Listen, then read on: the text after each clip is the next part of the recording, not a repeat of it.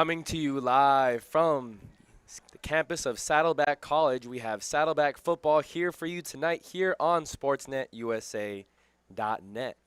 The Bobcats are back home for a conference matchup between them and the Griffins of Grossmont College. Saddleback elected to defer and will kick off first. They're going to let this one bounce into the end zone, and that'll be a touchback as Sean Alvarez, the kicker for Saddleback College, sends it into the end zone for a touchback. And so Grossmont and the offense will start from the 20-yard line. Again, my name is Noah Alvarez. I'm joined by Ed Ford and Albert Robles for tonight's broadcast. Again, thanks for tuning in wherever you may be tuning in from. The Bobcats enter with the record of 4-2 on the season. The Griffins of Grossmont College enter with the record of 1-5. They're going to hand it off, and it's a reverse first play. It's a flea flicker back to the running back, and it's going to be short. Short on the pass to Derek DeBose. DeBose was the starting running back, so Grossmont wanted to open up the game with a little bit of trickery and had the play called correctly. However, the throw short by Johnny Mosey. It's been a rotating door at quarterback for Grossmont College. They've used 3 different quarterbacks this season.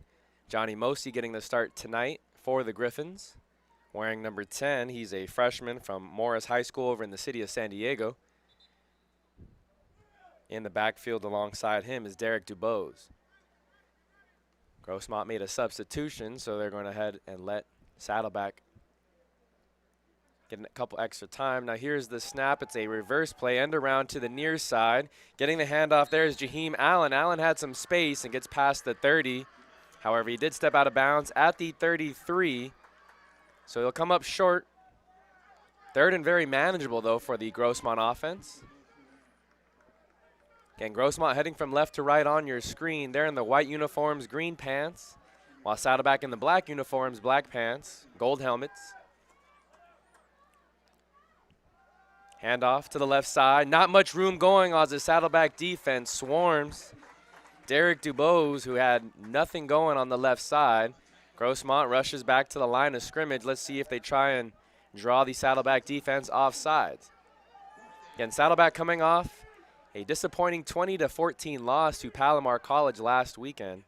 They were 4-1 heading into that game, and they were in the driver's seat to win their conference this season. However, a loss to Palomar last weekend puts them at 4-2, 2-1 in conference play.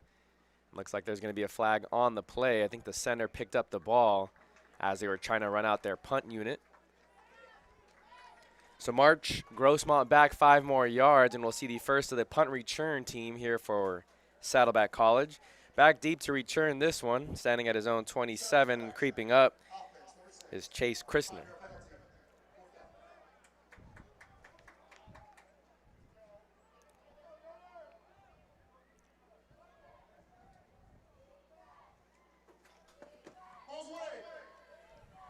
So Christner received this one at the 30 over there on the far sideline. He just elects to tiptoe out of bounds, just past the 40 to the 42. Again, you're listening to Bobcat football here on SportsNetUSA.net. 13:43 left in the first quarter, and we'll see the offense for Saddleback College for the first time. It was a day to forget last weekend against Palomar College. They turned the ball over 6 times. Yes, 6 times they turned the ball over. And that led to a 20-14 loss last week to the Comets. The Comets were 2-3 entering that game last weekend. Here's the first we see of sophomore quarterback Trey Kukuk. He wants to go deep. He has a receiver on the first play. Marquez Carrillo Edgar steps into the end zone for a touchdown. So on the very first play, Saddleback blows the top off the Grossmont coverage. It's a 58-yard touchdown, and Saddleback just like that up 6-0. Again, Trey Kukuk starting on the right foot last week. He finished the game with 3 interceptions and a fumble. As a team, the Bobcats turned the ball over 6 different times. Nicky Johnson, the backup quarterback, also had an interception. And it was just a day to forget for the Saddleback offense. But this week, trying to get back on track here against Grossmont College, and already 2 minutes into the game, They lead 7-0 over Grossmont College. One play, one touchdown. Saddleback College leads 7-0. Again, thanks for tuning in to Saddleback Football, wherever you may be tuning in from. They're led by fourth-year head coach Kerry Crabb. He's the 6th head coach in program history. He spent 15 seasons as an assistant under Coach Mark McElroy before taking over the program. They lost that opening week to Ventura College. That felt like quite some time ago. Then went on to win 4 straight games, including an upset over San Diego Mesa on the road before the week break that they have here in the 3C2A. They defeated San Diego Mesa 26-24. However, coming off the break, they were caught slipping against the Palomar Comets last weekend on the road.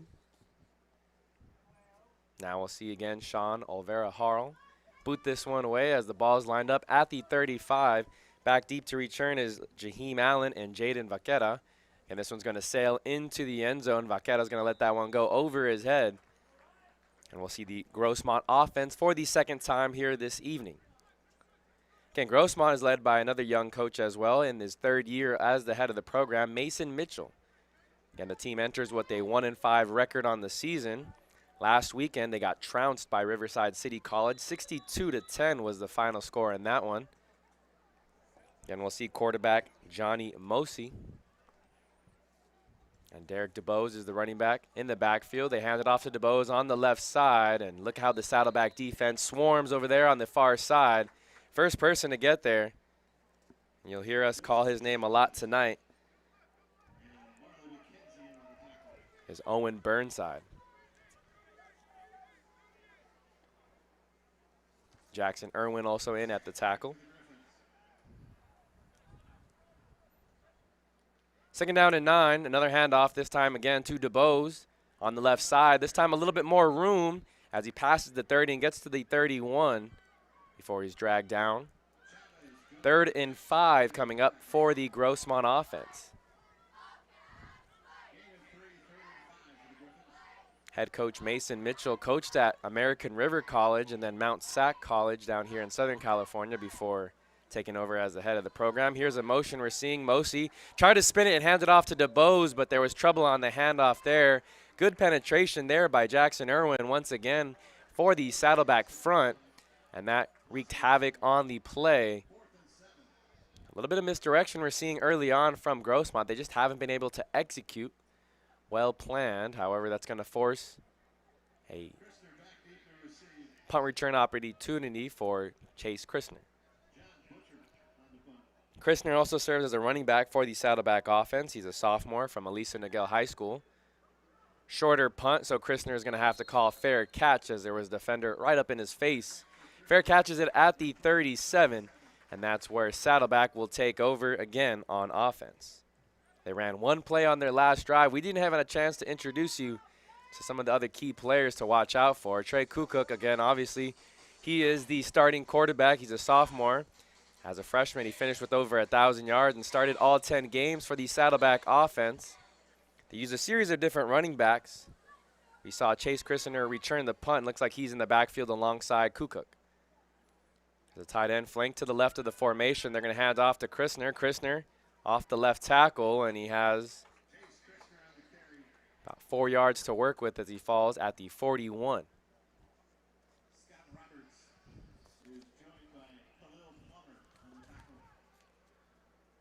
And like most teams here at the level, going no huddle. Trey Kukuk and the offense already back on the line of scrimmage. Christner to the right of the formation. Kukuk looking to air it out. Again, looking deep. Again to Edgar. Edgar, oh, he had a step. However, Kukuk just overthrew him by a yard. Edgar looks like he might have a lower leg injury. Might have got tripped up with one of the defenders there for Grossmont. Overthrew him by maybe a yard or two, so Edgar's going to take a breather. Also in at receiver at the moment, Andres Lewis, who had a big touchdown last week, wearing number 11. In the slot here on the near side is Omar J. Black. Again, Kukuk and Christner in the backfield. 3rd and 6 coming up. Yard to gain is the 47-yard line. Saddleback heading from right to left. And they draw the Grossmont defense off sides. A late snap by the center, but that's going to be a offsides penalty.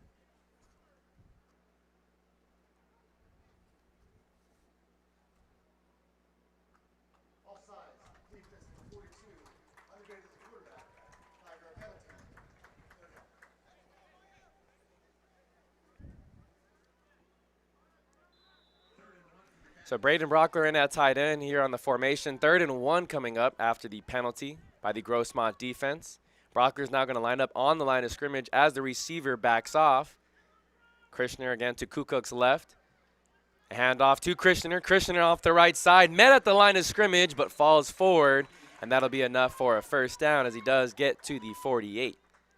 So move the chains, the Saddleback offense, one of the better teams in the state at moving the chains on 3rd down, have a 43% conversion rate on the season, which is good for 14th in the 3C2A. Ranked 8th overall in the Southern California region. This pass was intended for Andres Lewis, and Lewis wasn't able to haul it in. A little bit short.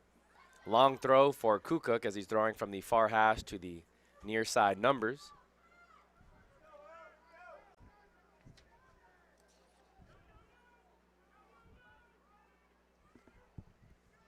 This is a handoff to Krishner. Krishner, not much doing there in between the center and the guard over there on the left side. And that'll bring up 3rd down and 9.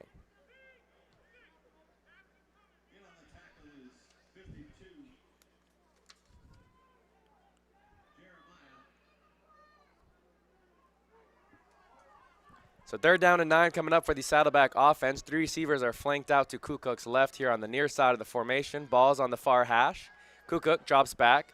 No pressure in his face and has all the time to make the throw. Receiver makes the move and has all sorts of space. Passes the 15, and he walks into the end zone. Dane Benedicts takes a 51-yard pitch and catch on 3rd down and 9 for the second score of the evening. And the Bobcats go up 13-0.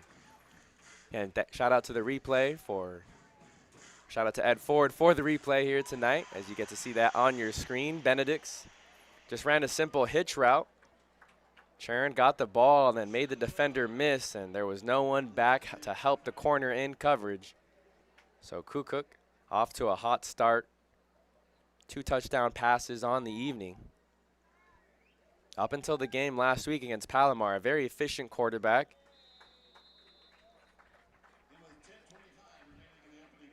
Can beat you both with his arm and his legs. You're seeing it done with his arms here this evening thus far. Again, the sophomore from Capo Valley. Looking to lead his team to victory and hoping to lead his team to the first winning season under head coach Kerry Crabb. He took over the program in 2021. The stadium was built in 2020, and the team hasn't had a winning program or winning year, a winning season since the stadium has opened. Of course, last year they finished 5-5.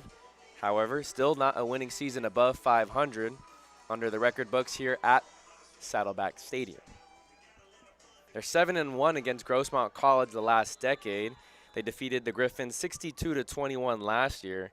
They did not play in 2022 or 2021, but in 2019 they defeated the Griffins 56-6. The last time they lost, you have to go back to 2014 when the Griffins defeated the Bobcats 41-27.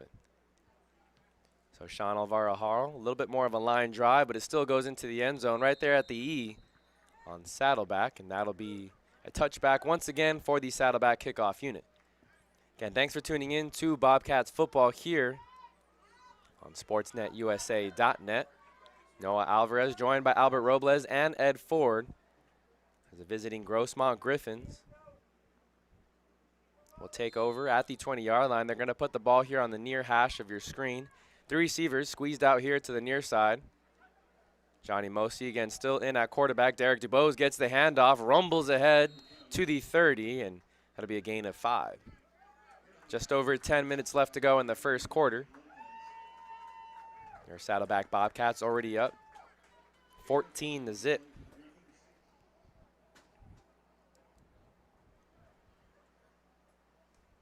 They're going to shift 2 players now to the far side of the formation. Mosi fakes the handoff, This ball is deflected up into the air and almost trouble there for the Grossmont offense there, as getting hands on that ball was Ryan Bethke, sophomore defensive lineman from Honolulu, Hawaii. So that'll bring up 3rd down and 5 after the pass deflection. Bobcats rotate a lot of players on defense, so we'll do our best to keep you updated with who's on the field. We mentioned Ryan Bethke. He's the far side defensive tackle. In at nose guard is Aleki Manutai. They're going to motion Derek DeBose out here to the near side. Johnny Mosey's going to look that way and threw it right away. DeBose wasn't expecting the ball. Man in coverage there for Saddleback was Brandon Ross. Ross did a job there. And that's going to force another 3 and out. So Grossmont has touched the ball 3 times. They've ran 9 plays, however, have yet to convert on a 1st down. A very encouraging sign for the Saddleback defense, and even more encouraging, no penalties. Saddleback averaging 10 penalties a game this season. We have yet to see 1 penalty on Saddleback thus far. 9:48. This pot is blocked. Picked up right there at the 21. Everything going Saddleback's way as they do take it back to the 18. That was Jackson Irwin who recovered the ball. Didn't see who was able to block the ball, but Jackson Irwin picked it up and took it a couple yards. We've seen that before. Saddleback's defense has come up big multiple times this season. Against Antelope Valley, they also had a blocked punt returned for a touchdown. Jackson Irwin was also the man who picked up the fumble, or the blocked punt that week, and scooped it up and scored the 6 for the Saddleback special teams unit. So Trey Kukuk and the Saddleback offense will start here at the 19-yard line. It's a handoff to Omar J. Black. Black going towards the right side and falls ahead at the 16. They're going to say 17-yard line. Omar J. Black is a receiver, sophomore from Dana Hills. Got you the starting offensive line after this play. In at running back now is big number 33, Darian Campbell. Throw over to the far side. Omar J. Black getting it 2 plays in a row. He puts this one on the turf. There is a flag on the play, so we'll see. It does look like Saddleback was able to recover. We'll wait to see what the call is. Head referee tonight, wearing the white hat, Don Ariosto. So they pick up the flag, no flag on the play. Good time to get you the starting offensive line. Starting at left tackle, as he has all season, Kenneth Aldaco. At left guard, it's Ryan Carby.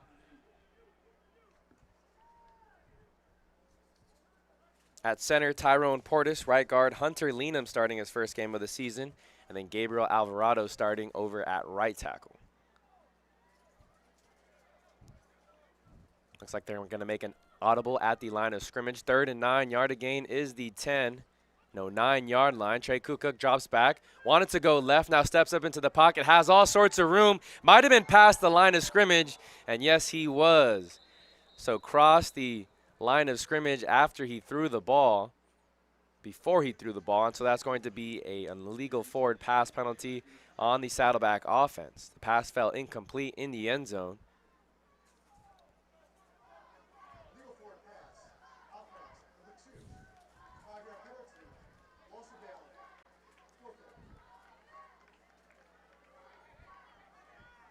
So on that penalty, they will march back 5 yards. It's a loss of down.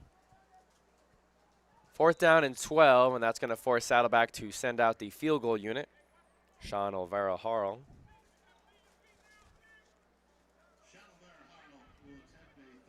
Holders posted up at the 29-yard line, so it'll be a 39-yard field goal for Olvera. From the far hash, right hash, Olvera gets the kick up, has the distance, but wide left. So an empty trip there for the Saddleback offense. Big 2 after the blocked punt that they had that put them in such good field position. However, after missed field goal, 8 minutes and 21 seconds left in the first quarter, Grossmont trails 14-0. And Johnny Mosey marches back the offense out onto the field. They're starting at the 23-yard line. Motioning a receiver from the left side of the formation back to that same side. Handoff. Looks like they're getting a different guy. In on the carry is Mike Porter. Fell forward for about a yard on the play, and so 2nd down and 9 coming up.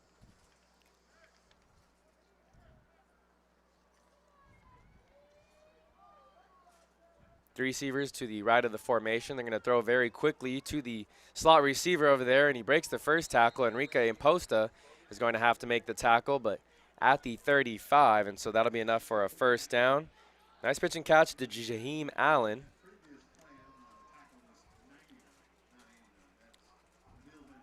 That's the first completion of the evening for Johnny Mosi, the freshman quarterback getting the start today. It was Jaden Green who started last week against Riverside City College. Again, another quick screen play. This time, 9 yards are gained there on the quick pass to the tight end,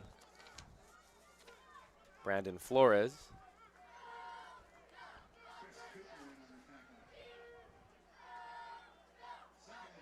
Now they'll go a quad formation, 4 receivers to the left side of Johnny Mosi. Mosi hikes the ball, runs into his running back. All sorts of confusion there on that play as he tried to get it to Carlos Jimenez. The running back went forward as if he was going to get the handoff there. Porter's in the game at the running back position. Grossmont is down 2 starting running backs. Isaiah Presley, who leads the team with 230 yards, not playing tonight, said the head coach Mason Mitchell before the game, as well as Gannon Dodadash.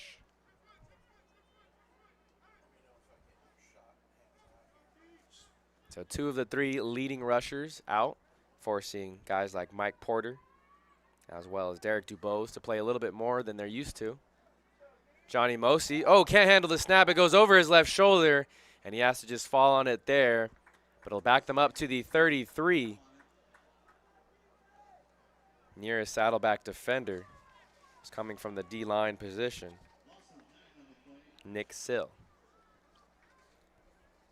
So that'll force another 4th down. This time, Grossmont was able to move the ball, however, after 1 first down picked up.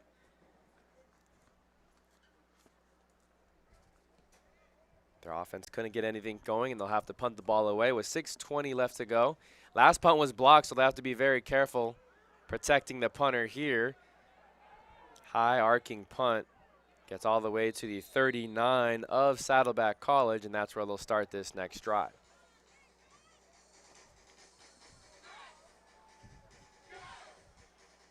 Again, Saddleback entering tonight 4-2 on the season, coming off a 20-14 loss to Palomar College last week, and what was one of many upsets last week in the 3C2A. Trey Kukuk back out there for the Saddleback offense.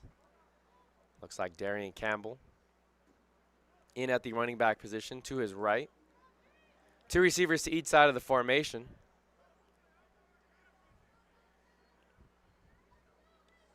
Sophomore throws it out short here to the near side.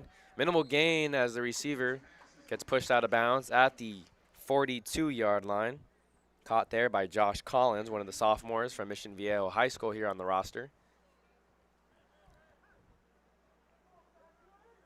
Going to go 3 receivers over to the far side of the formation. Dane Benedict's the lone receiver here on the near side. They're going to throw it out to the far side on an in-breaking route, taking a pile of Grossmont defenders with him all the way to the Grossmont 46-yard line. It'll be enough for a 1st down. Another completion there for quarterback Trey Kukuk as he was able to get it to Will Craven.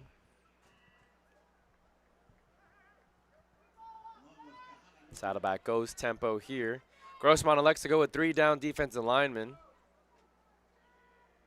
Playing coverage. We'll see if they decide to bring pressure here on their 1st down. Kukuk has all sorts of time, now flush to his left. Tries to get past the line of scrimmage, not much doing. And there's a late flag. It might be a holding on the receiver there, as Schroeder Ditch was the receiver trying to make a block on the corner.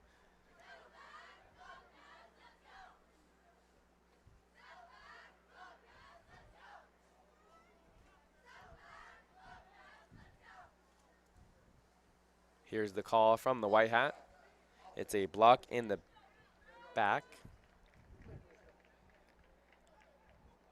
So that'll march the offense back a few yards.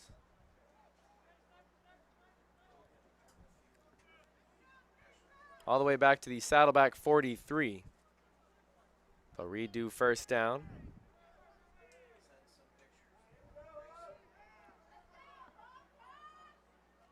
First down and 21. The yard to gain is the Grossmont 36. Two receivers to the right of Trey Kukuk. Darian Gamble also on that side. They're going to hand it off to Campbell. Campbell waits patiently for a hole to open up and shoots ahead to the 49. Just passes midfield. Second down and 13 coming up for the Saddleback offense. And they use 3 different receivers, technically 4. They get involved in the running game. Darian Campbell, the one who just got the most recent handoff, leads the team with now 307 yards on the season. Chase Christner, Christian Goroskio, and Kala Lepono Wong also get plenty of handoffs on the season, as there's another short pass out here to Benedicts on the far side.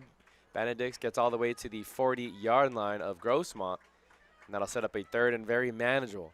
Yard to gain is the 3rd and 36. So it'll be 3rd down and 4 coming up. Each running back has a different running style. Darian Campbell, standing at 6'1", weighing 215 pounds. That's what he's listed at. More of a physical runner. Gets north and south on you as he gets the handoff there, but that time penetration from the Grossmont defense, and it blows up the entire play. Making the tackle in the backfield was Joshua Collins. The center there, Ryan Carby, unable to handle the penetration, and it sets up 4th down and 7. Saddleback going to leave the offense out there. Offensive coordinator here at Saddleback College, Jeff Fisher, going for it here on this 4th and 7. Let's see if they try and draw the Grossmont defense offside. They did earlier. No hard count here as they snap the ball. Kukuk, flush to his right, has all sorts of space. Look at that greenery as he gets outside and steps out at the 31. So gain of 12 on the play. There you see on the replay. No one out to that side. A lot of man coverage here by the Grossmont secondary. Gain of 12 and enough for a first down. Another 3rd down conversion here for the Saddleback offense, who are trying to find a groove after a rough performance last week. They're trying to take a shot to the end zone. There was some contact there on Benedicts as he went up for the ball, but it won't be a penalty. No flag on the play. Chris Ackridge was the man in coverage. 2nd down and 10. Coming up for the Bobcats offense. And they're already up 14-0 over the Grossmont Griffins. Darian Campbell still in the backfield. Brockler, the tight end, to the right side of the formation. 2 receivers to the left of Trey Kukuk. Hand off to Campbell. Campbell slipped as he tried to churn upfield. Didn't even get past the line of scrimmage. They're going to say he did, however, and so a very favorable spot for the Saddleback offense. 3rd down and 10 coming up. 2:36 left to go here in the first quarter. Offense got the signs from the sideline. 2 receivers to each side of Kukuk. Campbell to the quarterback's left. Here's the play. Blitz coming from the left side. Kukuk flushed out to that way after making the defender miss. Again, doing it with his legs. We mentioned it earlier, how Kukuk is a dual threat quarterback. Can hurt you with his arm and his legs, as he's showing here. Scrambles for another 13-yard gain all the way to the 19. And that's another first down for Saddleback. Checking into the game now at running back is Kalele Pono Wong. And one of 4 running backs to get handoffs this season. He was featured heavy in that game against Antelope Valley, as they throw it again out to the short side, and that's Ditch making the catch, but there is some flags here on that far side. We'll wait to see what the call is, but it looks like on the block over on the edge. So it was an illegal formation penalty. In case you're unfamiliar, you do need to have 7 players on the line. 4 players can be off the line, but that means one of the receivers for the Saddleback offense was off the line, not properly aligned, and so they get penalized for it. First down and 15 as they back them up to the 20, but they are in the red zone. One of the best red zone teams in the 3C2A. They hand it off to Kalapeno Wong. Wong takes the pile all the way to the 17, but it's going to be a minimal gain of 3 to the right side. Sticking with those run plays will open up the pass plays, especially off the RPO, which Saddleback likes to use often. Makes the throwing lanes a little bit easier as the running backs commit just that much more to the run play as the game goes on. Wong to the right of the formation with Brockler. One of the receivers jumped over there on the far side. That's Schroeder Ditch, one of the sophomores again, drawing the penalty for the Saddleback offense.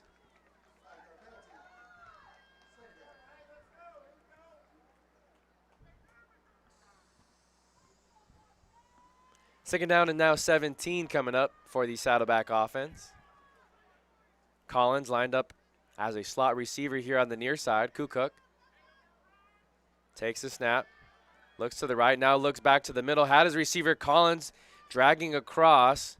Took a big hit there, but was able to spin off of it and got all the way to the 16. Nice elusiveness there as he was able to get away from Keanu Pettiford, one of the inside backers for the Grossmont defense. And that'll take us to the second quarter.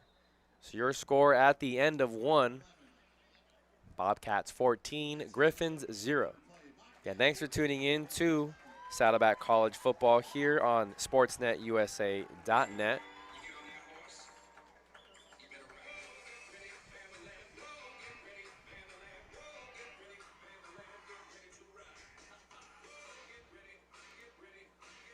And Grossmont entering today's record with a 1-5, entering tonight with a 1-5 record, while Saddleback having one of their better seasons they've had in the past few years, off to a 4-2 start. Both teams in the National Southern Conference, a conference that also features Riverside City, Fullerton, and Mount San Jacinto.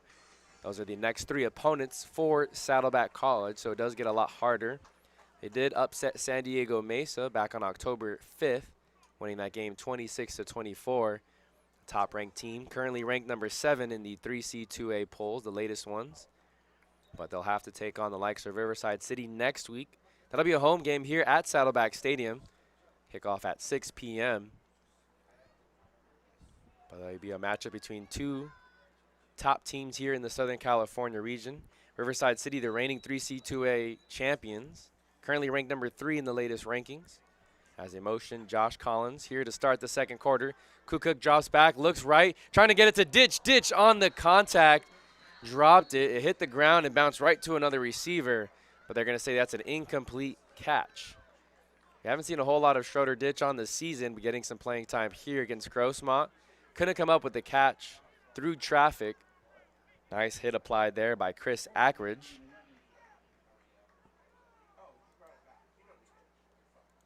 That'll force again Saddleback to bring out the field goal unit. 33-yard field goal attempt.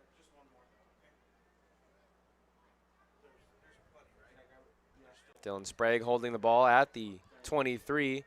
Again, plenty of distance on this one, and this time Sean Alvaro Harl is able to get it through.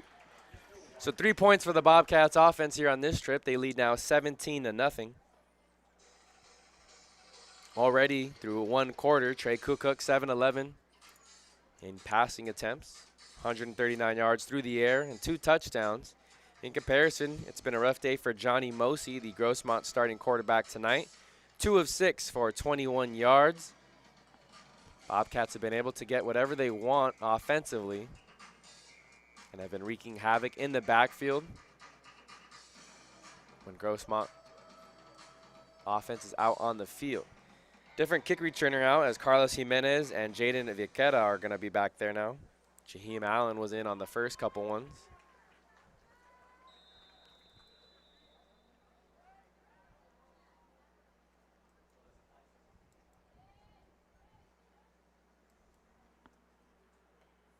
Again, Bobcats going now from left to right on your screen in the all-black uniforms. Grossmont in the white uniforms, green pants. Alvarez boots this one with his right foot, sends it into the end zone. His fourth touchback of the evening. And so Grossmont again will start at the 20. And thanks for tuning in to Saddleback College Football here on sportsnetusa.net.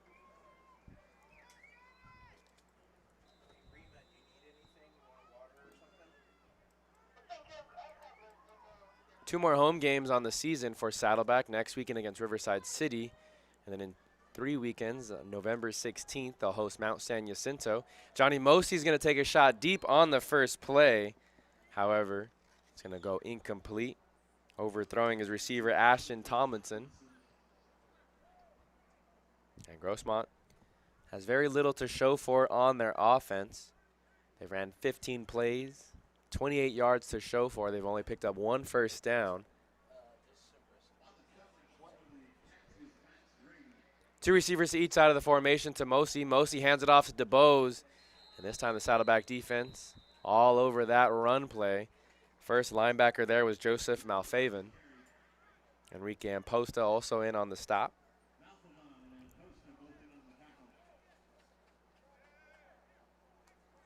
Amposta leads the team with 35 tackles entering tonight's match. He has 2 tackles already on the evening. 3rd down and 10 coming up. An opportunity here for the Saddleback defense to send pressure. They only rush 5. 2 come late. Mosey's going to be flushed to his right. Dumps it off to his running back, who does get past the first defender, but does get dragged from behind at the 29-yard line. And that won't be enough for a first down. 4th and 6. And we'll see the punt unit come out again for Grossmont. Again, Grossmont College comes from the city of El Cajon, San Diego County, a little bit inland, near the city of Santee.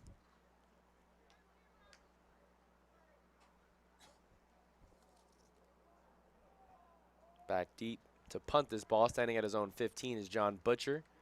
Butcher able to get this one away. A high booming punt, maybe his best punt of the evening. Christianer finally does catch it at the 29, goes backwards, then goes forward, and finally does get about 3 yards before he's tackled down at the 34-yard line. Looks like Trey Kukuk will march out the offense once again. We have seen this season Saddleback offense and the coaching staff elect to use Nicky Johnson around this time as well, end of the first quarter or the beginning of the second quarter for him to get some drives. They like getting the freshman in during some pivotal moments of the game just to kind of get him some rhythm and build upon his experience, along with Trey Kukuk, the sophomore quarterback who's still in the game. Hands it off to Krishner over on the right side. He's able to fight forward to the 37. Gain of 3 on the play. 2nd down and 7 coming up.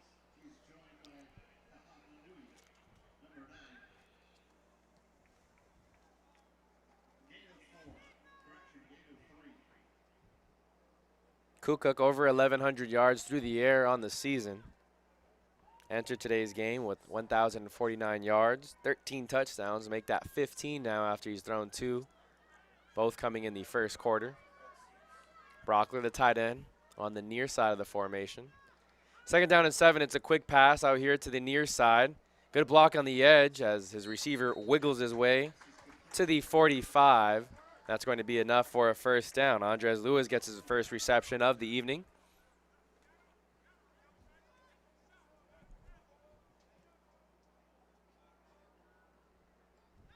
Lewis is 2nd on the team with 3 touchdown receptions on the year. Had 1 touchdown last weekend for Palomar College. So now they give the sign for the chains to move down. Officially 1st down and 10 for the Saddleback offense. 3 receivers again out to the left of the formation. Bobcats are nearing midfield. They're going to fake the handoff. Guaroscio in at running back. They're going to try and get it to their tight end. Brockler tiptoes, makes the catch at the 34 and gets pushed out of bounds at the 32. Good athleticism. That wasn't Brockler. That was Peichel who was in there. In at the tight end position, showing off the nice hands. Sophomore from Salem, Oregon. They're now in plus territory. Threatening to score once again. Here's another pass to Edgar. Edgar has a lot of space on the far side. He has the burst of speed, gets past the 15, and gets tripped up at the 11-yard line. A touchdown saving tackle there by Chris Ackridge. Adrian Chargaloff also in on the stop. And it looks like Grossmont is going to take their first timeout here of the first half. Just under 11 minutes to go in the second quarter. And thanks for tuning in to Saddleback Football here on SportsNetUSA.net. Trey Kukuk nearing 200 yards through the air, and we're not even at halftime yet. And the Bobcats hoping to advance to 5-2, but their schedule does get a lot harder the rest of the season. They still have 2 more home games, so that does play in their favor. Next week against Riverside City College, kickoff at 6 p.m. That'll be here at Saddleback Stadium. Again, RCC currently ranked number 3 in the latest 3C2A rankings.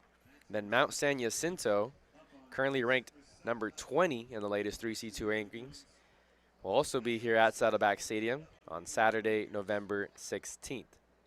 On Saturday, November 9th, they traveled to Fullerton College.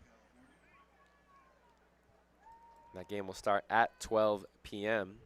A noon kickoff there for Saddleback. But those next 3 games could dictate who wins the conference.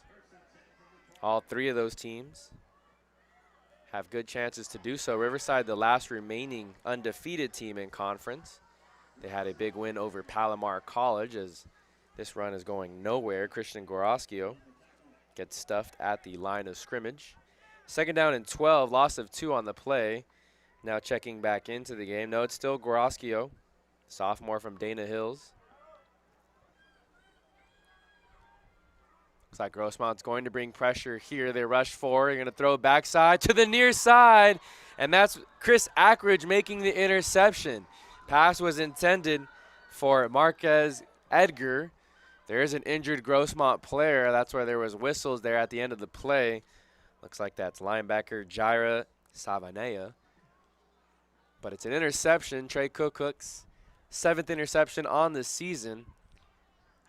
Bobcats threw 4 interceptions last weekend against Palomar. This time it was just a fade route. They were trying to get the ball to Marquez Carrillo Edgar.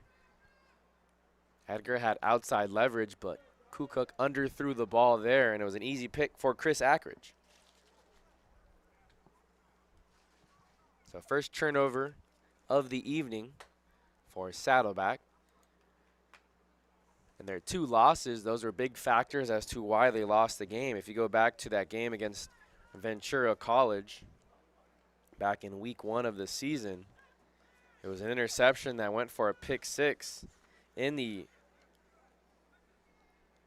second quarter that really put, no, it was back in the first quarter, that really put Saddleback behind the 8 ball. They were trailing 21-6 at the end of the first and really weren't able to catch up to Ventura College as they lost that game 49-34.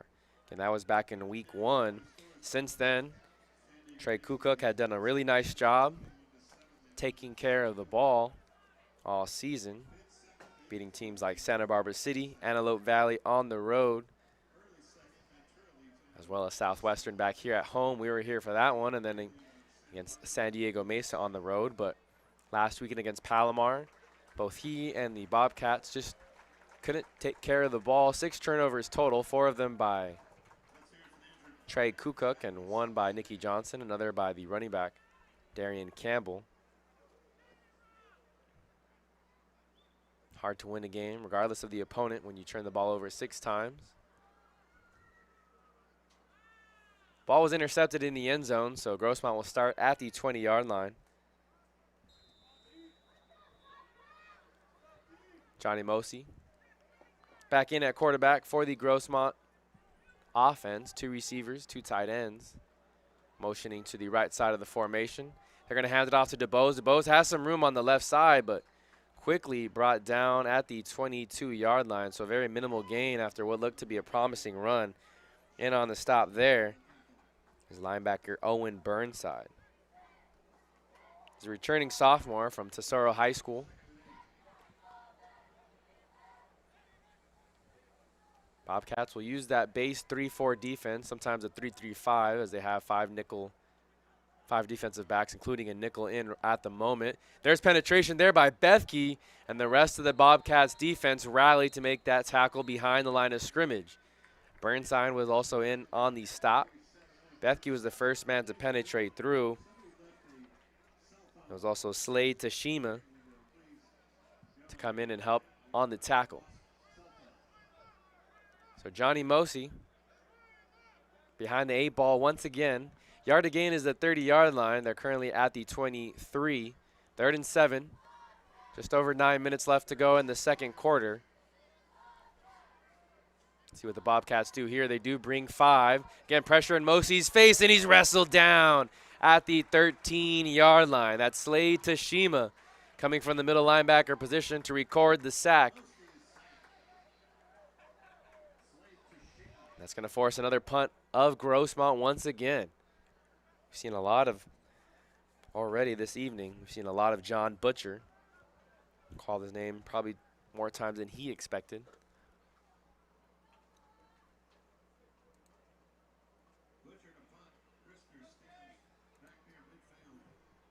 He stands at the goal line, does get this one off cleanly. Christner will let this one bounce. It takes a lateral bounce. Christner thinks about picking it up and does walk out of bounds at the 46.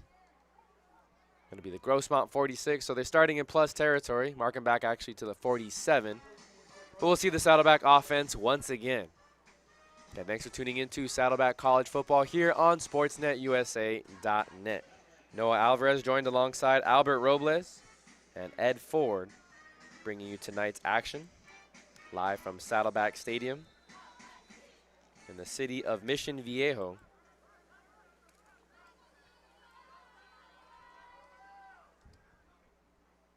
So it looks like we will see Nicky Johnson in at quarterback now as he swings it out to the near side for Darian Campbell. Campbell tried to put a move on in space, does get to the 43. Gain of 4 on the play. 2nd down and 6 coming up. Nicky Johnson in at quarterback. He's a freshman from Morro Bay High School.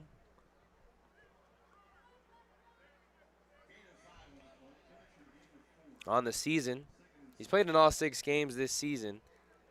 27 of 52, so a completion percentage just over 50%. 366 yards through the air, 4 touchdowns and 2 interceptions. One of those interceptions came last week against Palomar. He hands it off to Campbell, who goes up the middle, gets past the linebacker, and now it takes 3, 4, 5 players to bring him down for the Grossmont defense. He's going to be very close to a 1st down. Referee with the white hat tonight, Don Ariosto, says move those chains, as it'll be enough for a 1st down.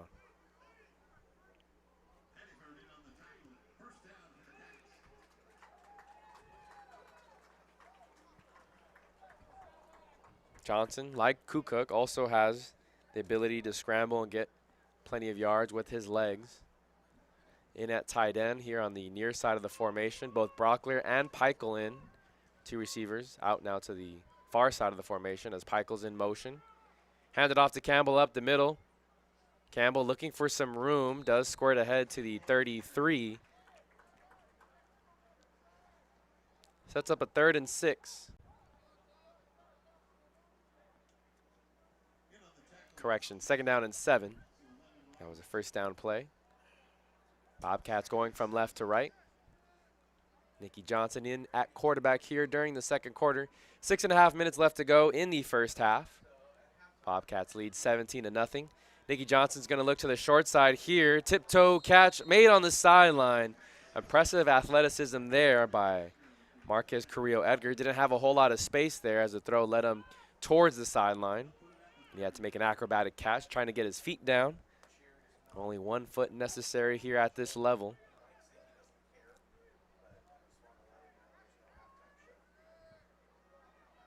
Johnson Gives it again up the middle to Campbell. Campbell has more room as he rumbles ahead to the 20, and look at him push the pile all the way to the 19. Again, Campbell likes to get north and south compared to some of the other running backs here for Saddleback.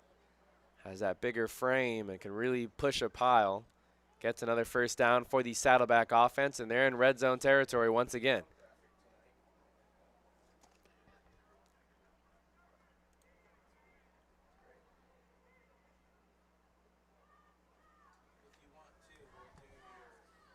Entering tonight, they were 20 of 21 in scoring on red zone trips. Looked like either an illegal formation or someone flinched before the ball was snapped, and so it'll be a false start penalty on the Saddleback offense.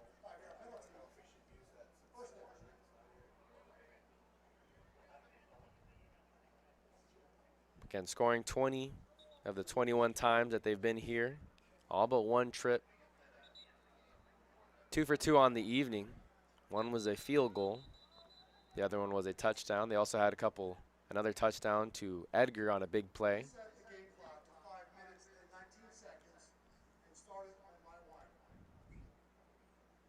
So Ariosto tells the score clock operator,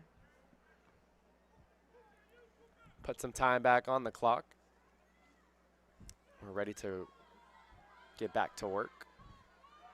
First down and 15 for Nicky Johnson. Again, the handoff to Campbell. Campbell shoots up the middle and gets to the 16-yard line. A lot of space there created by the offensive line. It's been an offensive line that started most this season pretty much without any injuries. The only man out due to injury today is Paris Smith, so Hunter Leenham getting the start at right guard today. Johnson looking to the left side to throw behind the receiver, but making the catch and going into the end zone for his second touchdown is Dane Benedicts. Dane Benedicts hauled in one earlier from Trey Kukuk. As you see there on the replay, Nicky Johnson able to fire. A lot of space there in coverage. The corner, Chris Ackridge, even on the throw that was behind Benedicts, still not able to make a play, maybe expecting the safety to help him out a little bit more and close the distance. Nonetheless, it results in a Saddleback touchdown. They're up 23-0, and the route is on. Dylan Sprague holding the ball for this point after attempt. Kick is through the uprights, and it's now a 24-0 game. 4:42 left to go here in the second quarter. And you're tuning into Saddleback football here on SportsNetUSA.net.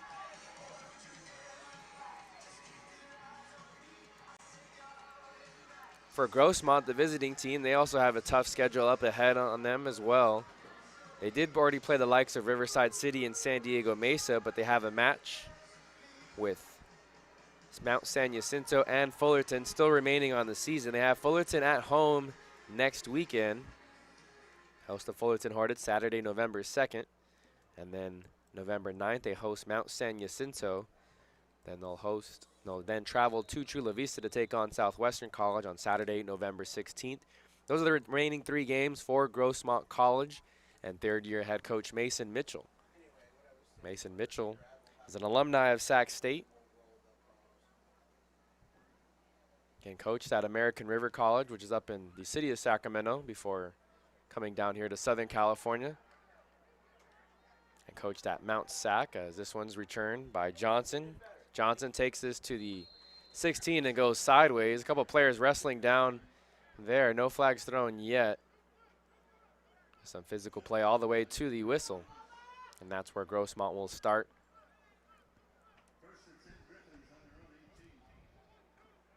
And Mitchell went to Long Beach Poly High School. High school that's produced many athletes and just talented players that in many different sports. Now the head coach for the Grossmont College football program. Looking to build some momentum as they head into their last 3 games of the season. They're going to put Thomas in motion. Mosi hands it off to DeBose on the right side. Plenty of room there as he crosses the 20-yard line and gets all the way to the 23.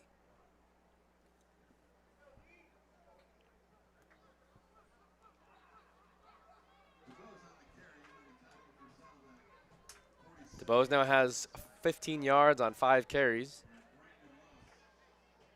Hasn't been a whole lot of running room for the Grossmont offense, but for the most part, they have been able to get a forward push. Here's another quick pass, this time to Allen. Allen does catch it, his second reception on the evening.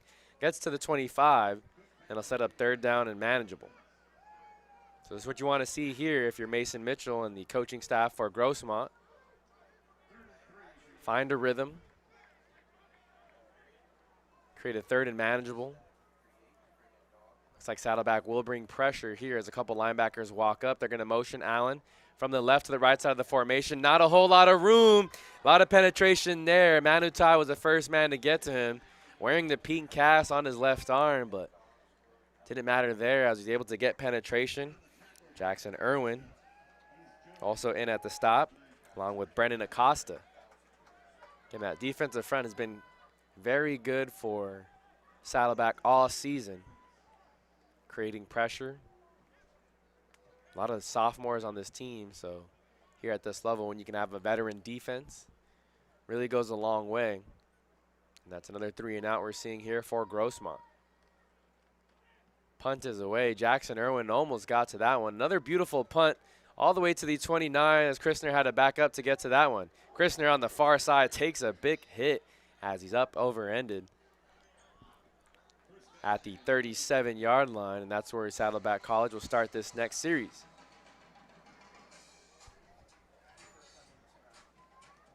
And it's a 24-0 score here as we have 2 minutes and 44 seconds remaining in the second quarter. Plenty of time for Saddleback and Nicky Johnson to drive down the field and get another score before halftime. Saddleback does have all 3 timeouts remaining, and led by 4th-year head coach Kerry Crabb. A win here tonight would solidify at the very least, a 500 finish. Johnson trying to go deep, looking for Lewis. Lewis with 2 defenders on him. It's broken up, and the pass will fall incomplete. Johnson trying to take a shot. We saw Trey Kukuk hook up with his receiver Edgar earlier in the evening on the very first play.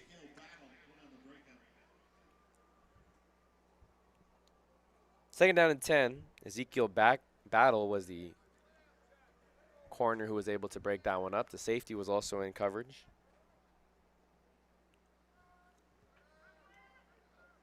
Johnson on the second down and 10. Hands it off to Krishner. Krishner weaves his way to the right side of the offensive line. Gets to the 42, and that'll set up 3rd down and 6. 3rd and 6 coming up for the Saddleback offense. About a 10-second differential between game clock and play clock, so they don't need to snap it here, but they are going to snap it. Johnson looks to the right side.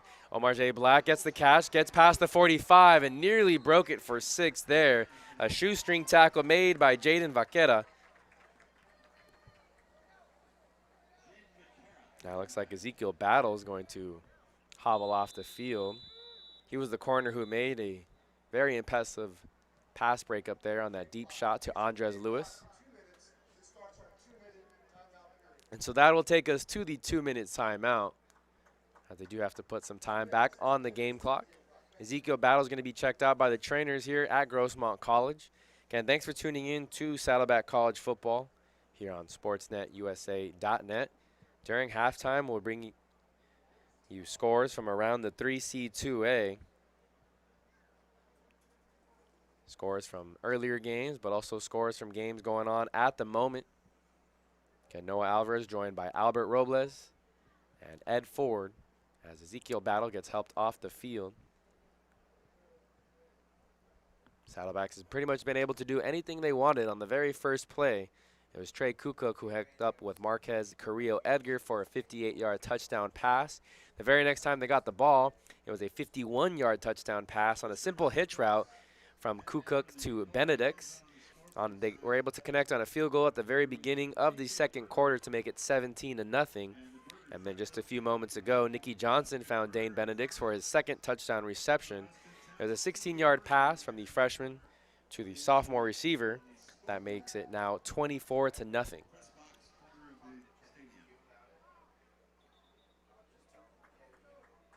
Grossmont has still only recorded 1 first down through the first half of action. They ran 23 total plays for 33 total yards. Saddleback already has 340 yards of total offense. First down and 10.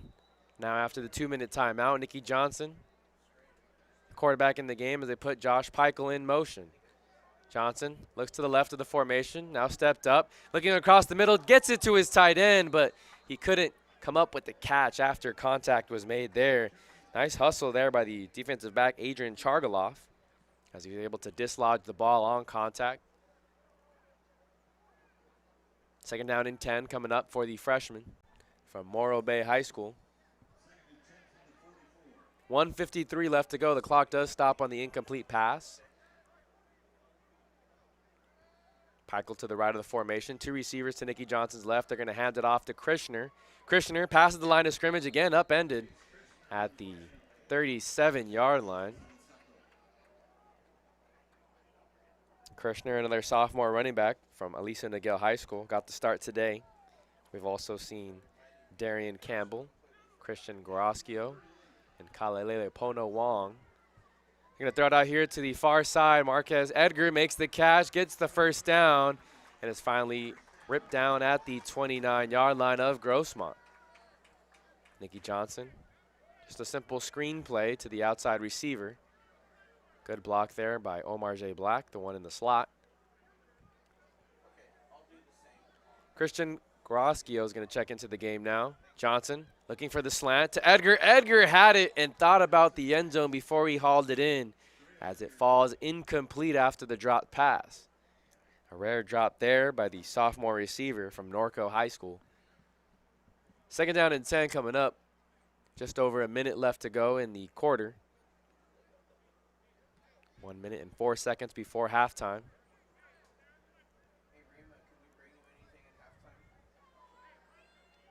Omar J. Black here as the slot on the near side. They're going to hand it off to Groskio. Groskio gets dragged down at the 26-yard line.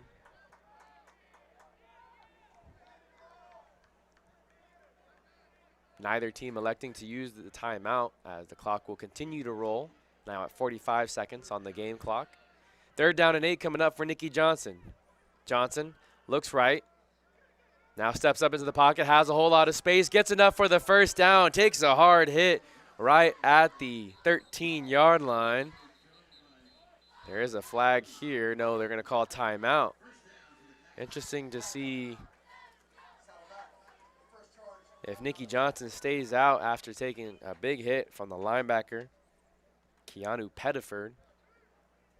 Thought that could have been a personal foul or targeting on the defender, but no flag was thrown there by the referee crew tonight. 33 seconds left in the second quarter. Bobcats lead 24-0 and have taken a timeout on the field. And they're led by fourth-year head coach Kerry Crabb. Led this team to a 5-5 record last year. They defeated Grossmont College 62-21 last season.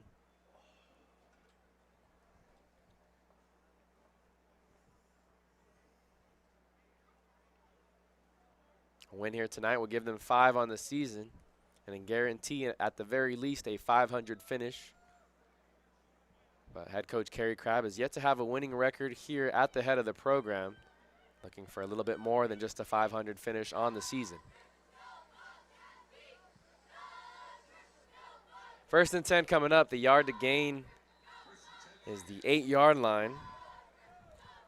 Two receivers to each side of the formation. It's Groskio still in the backfield to Johnson. Johnson looks over the middle to Black, and Black can't haul it in. A bit too high for the slot receiver who was dragging across the middle. It was darted to him, maybe a foot or two high. Second down and 10 coming up for Saddleback. They're in the red zone once again. They've scored on their first 3 opportunities down here, making them now 23 of 24 on scoring in red zone chances. 2 touchdowns and a field goal to show for in the red zone tonight. 30 seconds left. Here's the second down and 10 play. Johnson's going to roll out to his right, surveying the field. Still nobody open. Now tries to hit somebody in the back of the end zone, and instead hits one of the camera crew, as Will Craven was the intended receiver. One of the photographers back there took the ball off her shoulder. Here's the flag on the play. We'll wait to see what the call is.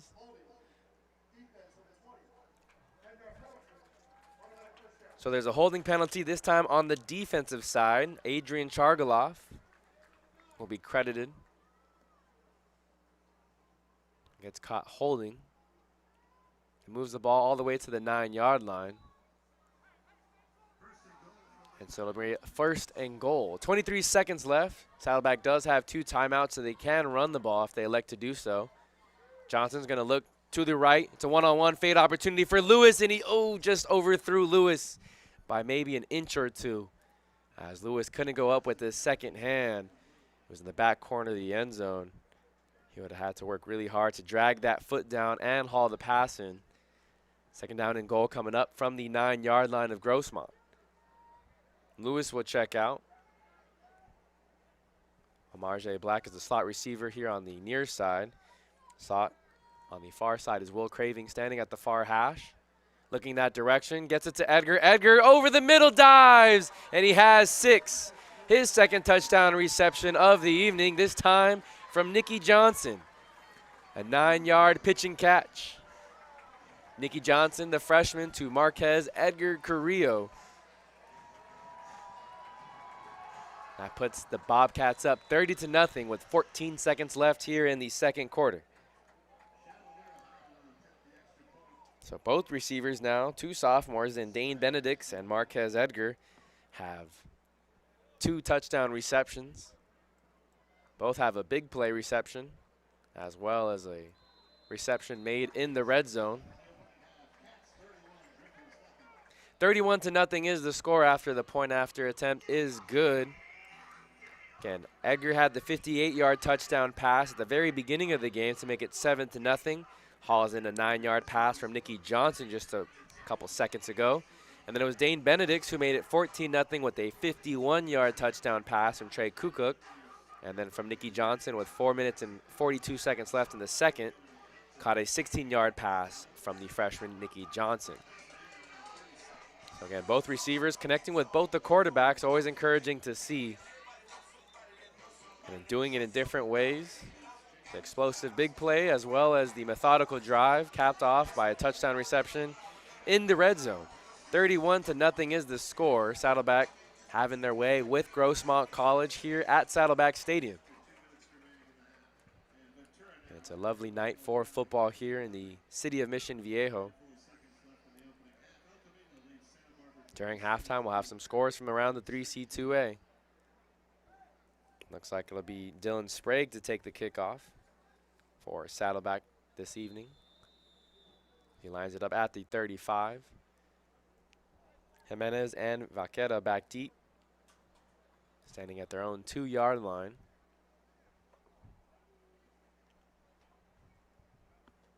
"14 seconds left here in the quarter. It's a shorter pooch kick. Going to be caught right there. A little trouble with the catch at the 21, going lateral. Having some space over there on the far side. The ball does pop out, and the special teams recovers for Saddleback. So the offense will get one more opportunity here. 1 second left on the clock, so they might just run out the field goal unit. Recovering the fumble there is Brogdon Daly. Brogan Daly is listed as a receiver, a sophomore from Dana Hills High School. Again, a special teams player getting a big opportunity there. Couldn't see who dislodged the ball there, but it was Daly who recovered the fumble.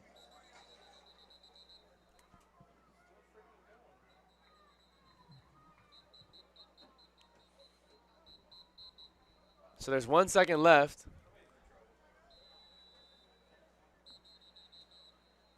They're going to call a timeout. It'll be the second timeout of the half. Again, 1 second left on the game clock here. I'm assuming they're either going to take a shot at the end zone or send out Alvarez to attempt the field goal. The ball currently at the 24-yard line.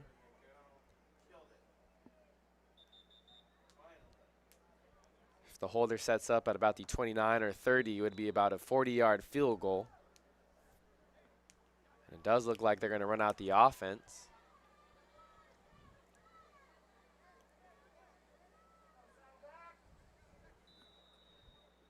So Nicky Johnson and the offense will come out here for one final play of the first half.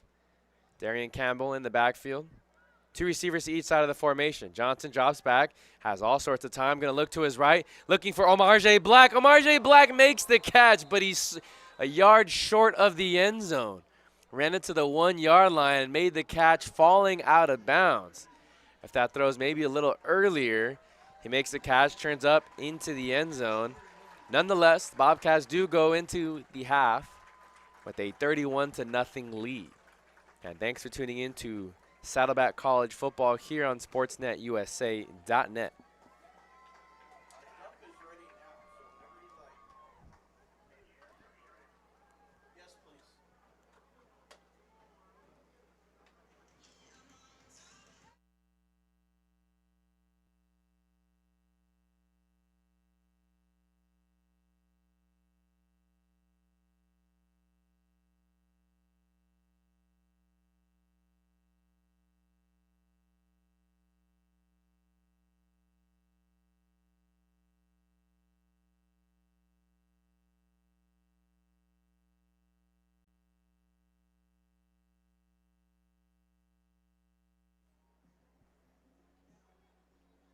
Back here at Saddleback Stadium, it's the halftime break here as your Bobcats currently up big against the Grossmont Griffins. 31-0 is the score.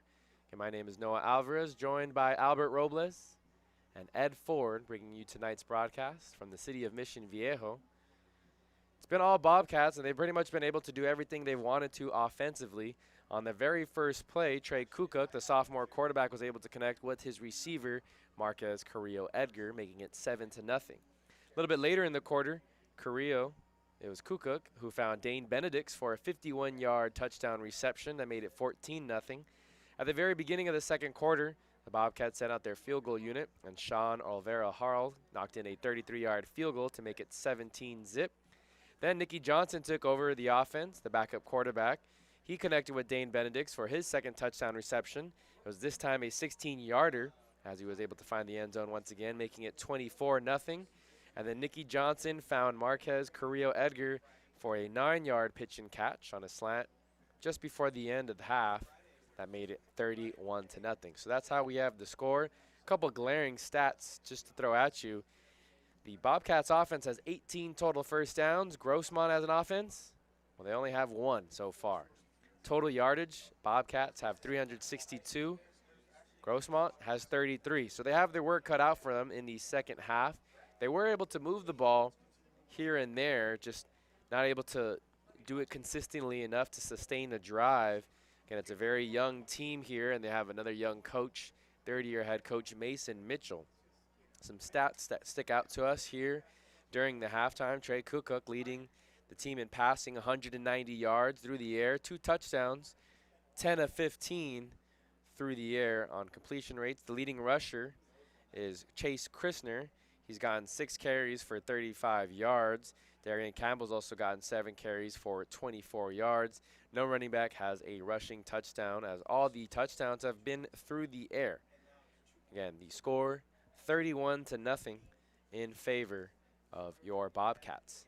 Defensively, they've been led by a series of different players on that front 7. They haven't been on the field a lot, so no one really has more tackles than the other. A couple players tied for the lead with 3, Joseph Malfavin, as well as Dominic Lopez.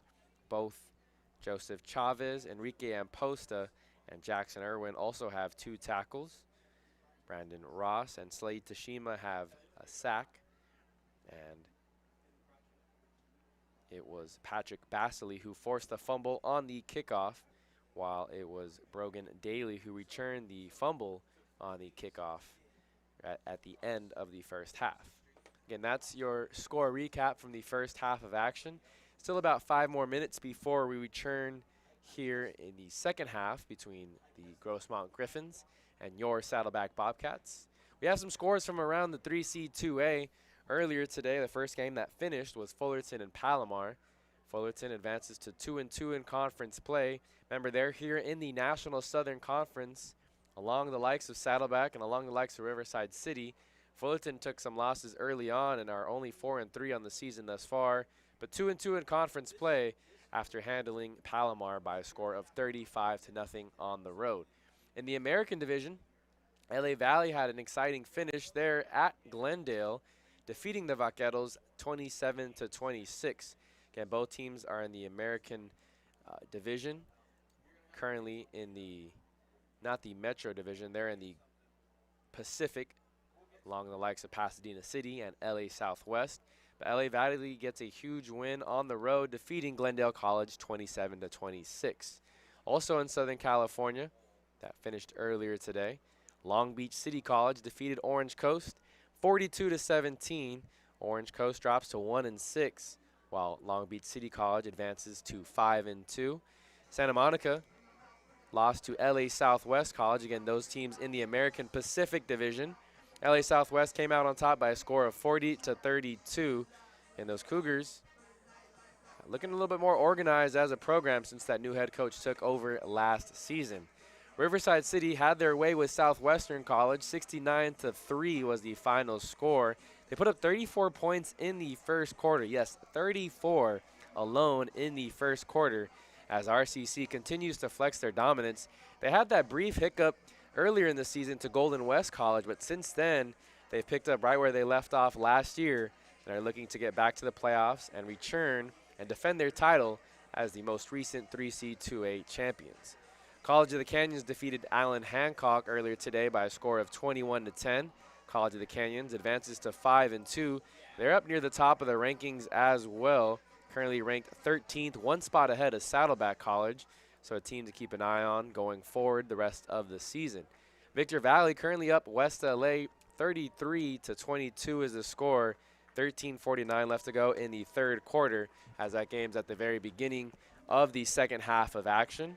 And Victor Valley got their first conference win in 2 seasons over Santa Ana last weekend in a very disappointing loss for the Santa Ana Dons.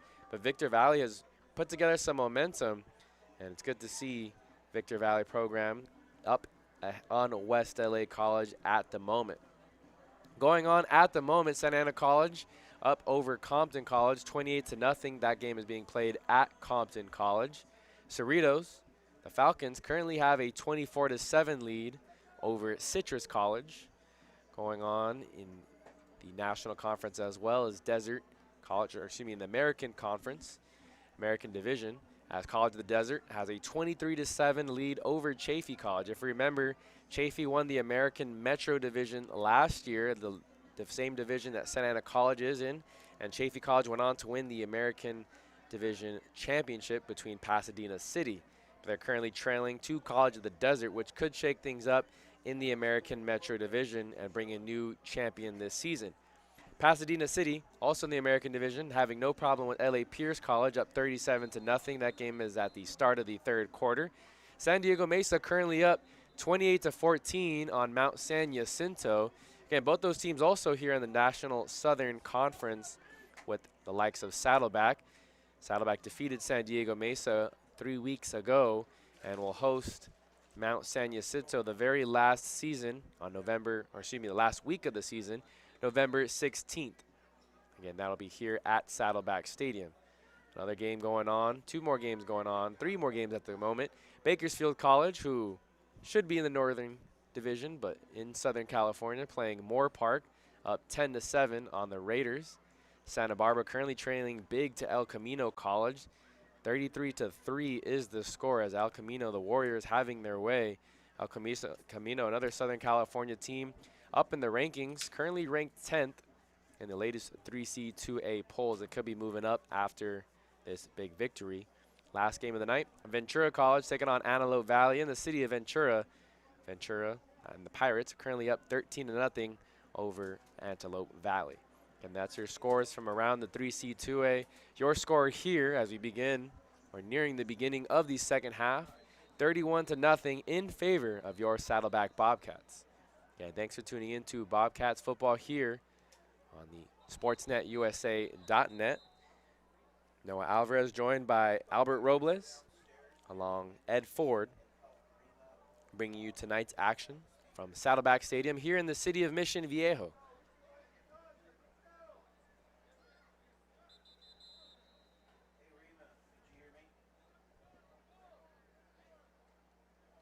So Saddleback deferred, and so they'll take the ball here in the beginning of the second half.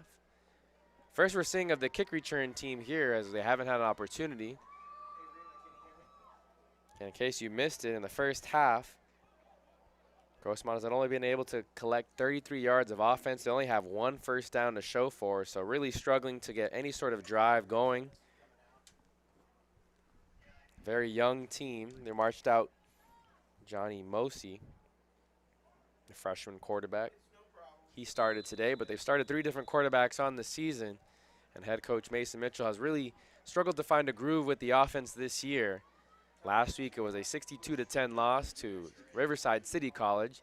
Going to be another big loss here tonight to Saddleback unless some sort of miracle happens in favor of Grossmont. Here's a line drive kick here to the near side. It's going to go out of bounds. Will Craven will have no chance to return it, hopping out of bounds at the 12-yard line. And so Saddleback will have good starting field position at the 35-yard line. And we'll see who head coach Kerry Crabb and offensive coordinator Jeff Fisher decide to put out at quarterback to begin the second half.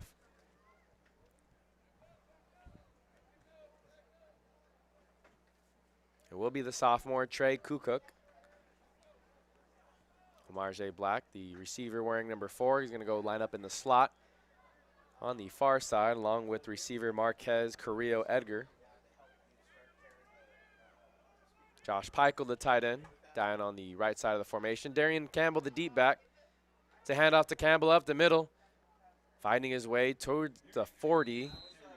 Stopped at the 39-yard line, so a 4-yard gain there on first down. Second down and 6 coming up.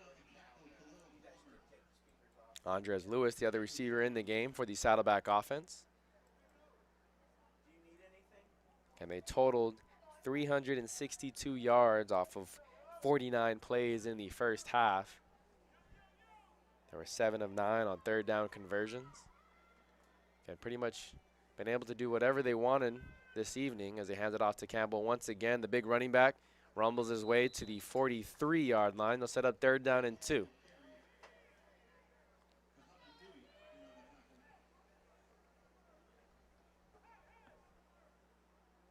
Third down and 2, Saddlebacks going from left to right on your screen. They're in the black uniforms, gold helmets. Grossmont in the visiting whites, green pants, green helmets. Kukuk gonna hand it off to Campbell. Once again, there's a hole in the middle as he shoots past midfield and gets down to the 45-yard line of Grossmont College. So 3 straight handoffs to the big running back. He's able to get 16 yards total on the last 3 plays. And he puts the Saddleback offense in plus territory. Campbell's a freshman from Glendale, Arizona. Went to Kelly's High School, if you're familiar with the Glendale area, suburb of Phoenix, Arizona, the downtown. Kukuk drops back. Again, no pressure as Grossmont only rushed 3, but there's plenty of room down the field. You got a big block there from Campbell. Kukuk still on his feet towards the far sideline, passes the 20, lowers the shoulder. He's still going. There was no whistle blown there as he marches into the end zone. The referee on the far side says it's a touchdown. Unbelievable play there by Trey Kukuk, as we thought for sure he had stepped out of bounds near in between the 10 and 15-yard lines. He lowered the shoulder and delivered a big hit to one of the defenders who held up. And obviously on that side of the field, we don't have the best angle of it, but the officials are having a lengthy discussion with head coach Mason Mitchell, who is heated, rightfully so. And a lot of his defense stopped because they believed Kukuk stepped out of bounds. That's that old cliche saying, you play to the whistle. If no whistle was blown, there's no reason to stop. Mitchell still having a discussion with the referees, but nothing has been changed. It'll stand as a touchdown run for Trey Kukuk. He's now had 2 through the air, 1 on the ground. That one is one of his more impressive ones on the season. It's a 44-yard rushing touchdown. Here's the point after. Alvarez able to punch it through. 13-10 left in the third quarter. Bobcats now lead 38-0.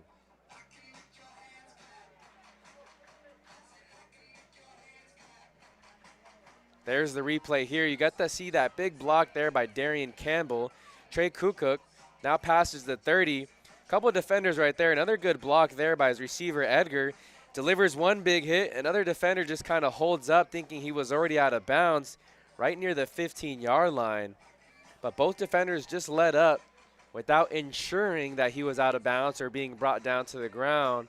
Neither defender went to wrap on their tackle. They just tried to lower the shoulder. Trey Kukuk was able to stay balanced after the hits and was able to tiptoe into the end zone. A very impressive run there by the sophomore from Capo Valley. Just down the street, you can literally see Capistrano Valley and their facilities from the other side here of the Saddleback Stadium.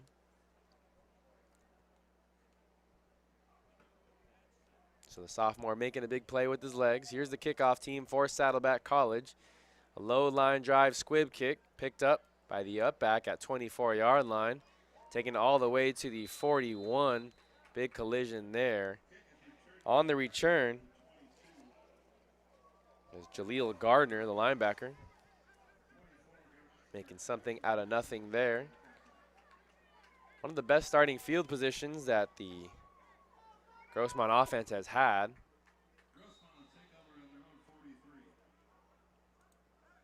Starting at their own 43-yard line.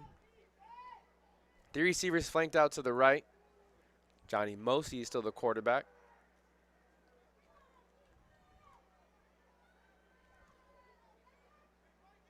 They're going to motion receiver from the left to the right side of the formation. And, ooh, he was looking down the field before he caught that pass. That's Ashton Tomlinson.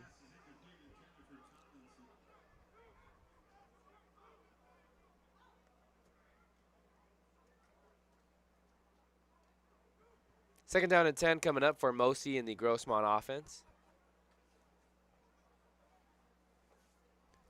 This is their best starting field position of the evening. Let's see if they could do anything with it and get past midfield for the first time.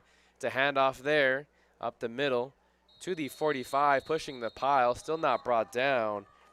That's Derek DeBose running hard. His helmet does come off, so he'll have to exit out for one play.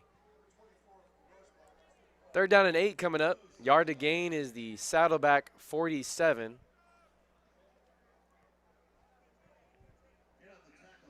.38 to score. 38 to zip is the score. 12.5 minutes left to go here in the third quarter. Jaheim Allen is the receiver on the slot on the far side. They're now going to bring all the receivers in and tighten up the formation.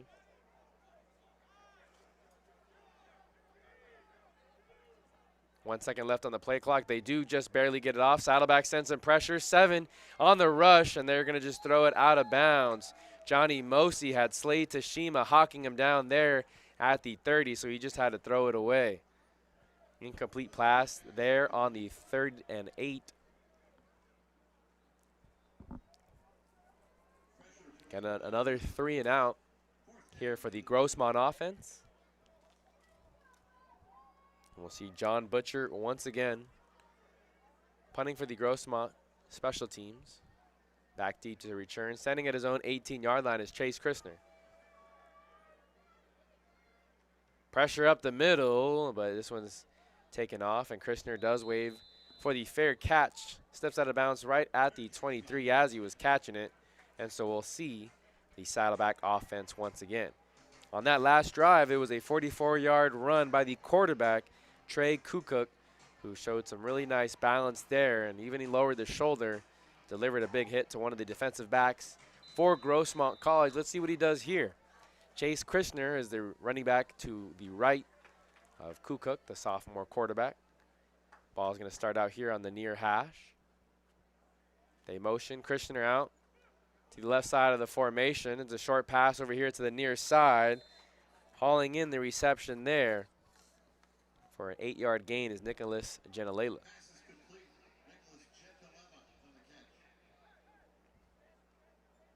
Ball now at the 29-yard line, so it'll be second down and 4.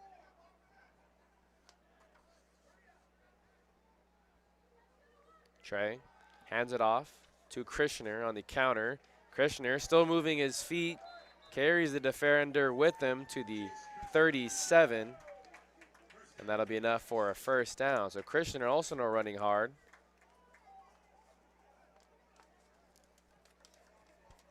And a very deep running back room here at Saddleback College. Here's another short pass to the tight end, Brockler. Brockler finding his way again. Still hasn't been brought down. Now past the first down marker. Can he get to the midfield? They're going to rule forward progress. Stopped at the 49. Tough running there after the catch by the big tight end, Braden Brockler. He's a freshman from San Juan Hills High School. First down and 10 for Trey Kukuk and the Saddleback offense. Here's a counter once again to Chase Christianer. Christianer waiting for a hole to open up. Now he bounces it outside on the far sideline. It gets to the Grossmont 46. Gain of 5 on the run there. That'll bring up second down and 5. 10.5 minutes left to go in the third. Seeing a methodical drive put on by the sophomore quarterback as they now pass midfield. It's a short pass. Again here to the near side. Receiver makes the catch, passes the 35. That'll be another first down.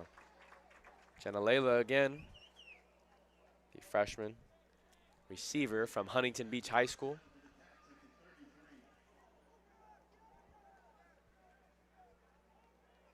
Genalela is still in the game. He's the lone receiver here to the near side. They're going to get it to Wilson. Wilson on the slot over on the far side. Can't do nothing after the short reception. Gets back to the line of scrimmage. And that'll be a second down and 10 coming up for the Saddleback offense.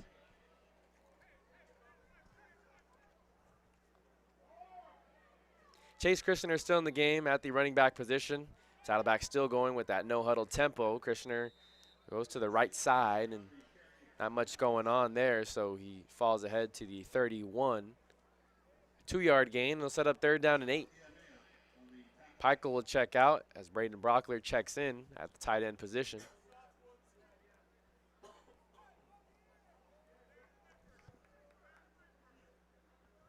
Two receivers to Trey Kukuk's right. Kukuk looking over to the left, now looking over the middle. No one open, takes off, plenty of room, passes the 20, now the 15, 5, 10, and there he fumbles into the end zone. It was recovered. They're going to say he was down right at the 1-yard line. It was recovered in the end zone. I believe that was Craven who fell on it. The referee is going to talk very briefly here, right at the goal line. It was a bang-bang play. You see there on the replay, as he was falling down, the ball does squirt out. That referee, though, from the far side immediately blew the whistle and blew the play dead. Referees are still chatting now towards the 15. More referees are coming in to talk. There's a flag on the play as well. Right on the 6.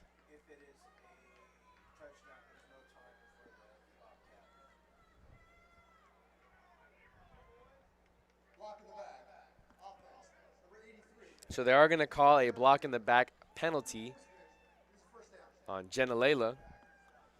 And so regardless of where they recover that ball, it was going to be a penalty on the offense. And that'll march the Saddleback Bobcats back to the 16-yard line. 8:43 left to go in the third quarter.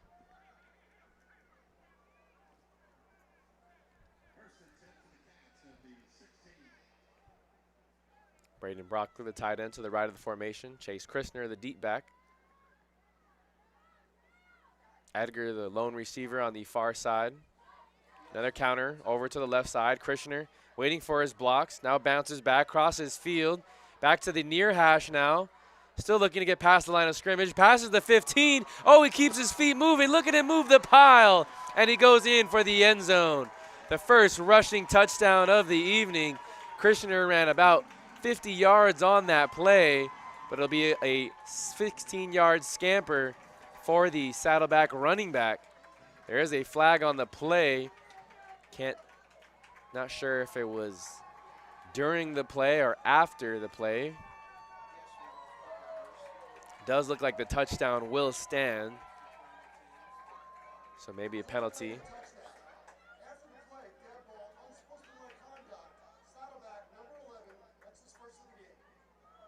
So it was Andres Lewis who will be hit with the unsportsmanlike penalty. But it was a 16-yard scamper for Trace Christner. It was a counter play designed to go to the left.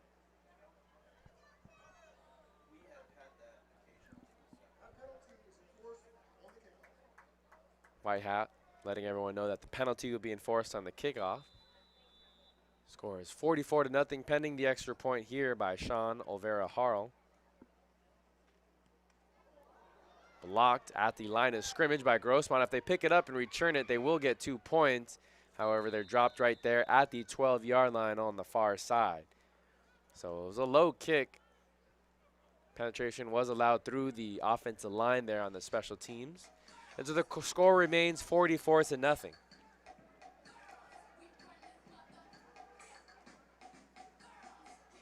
And thanks for tuning in to Saddleback College football here on SportsNetUSA.net.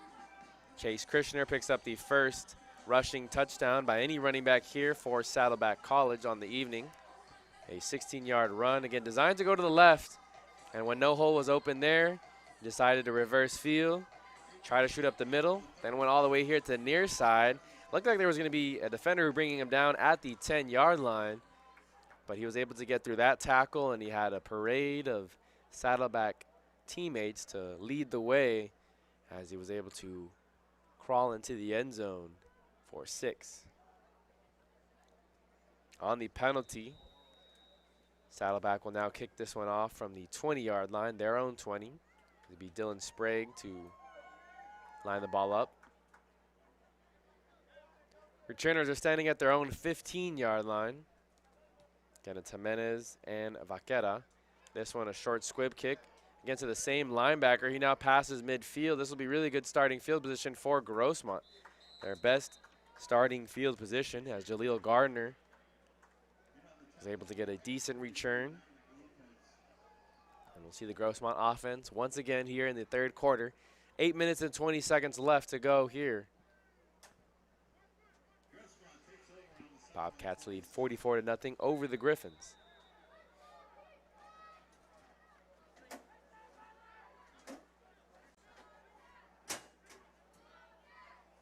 In at running back, next to Johnny Mosey, is Derek DeBose. The receivers out to the right of the formation. DeBose gets the screen. Not much doing as he gets wrestled down at the 45-yard line. Gain of 2. Few of the backups are in for the Saddleback defense. We'll do our best to update you with who's in the game. Here on the near side defensive tackle is Jonas Wilford. In at nose guard is Michael Flores. And on the other side is Eric Padilla. Those are the 3 down defensive linemen. A couple players go in motion for the Grossmont offense. Mosey fakes the handoff, a roll out to the right side. Oh, big hit applied there. So the pass is caught, but laying the big hit is Noah Luganbill. Luganbill making the most of his opportunity here. Right as the tight end catches the pass, he lowers the shoulder and drops him right there at the 44-yard line.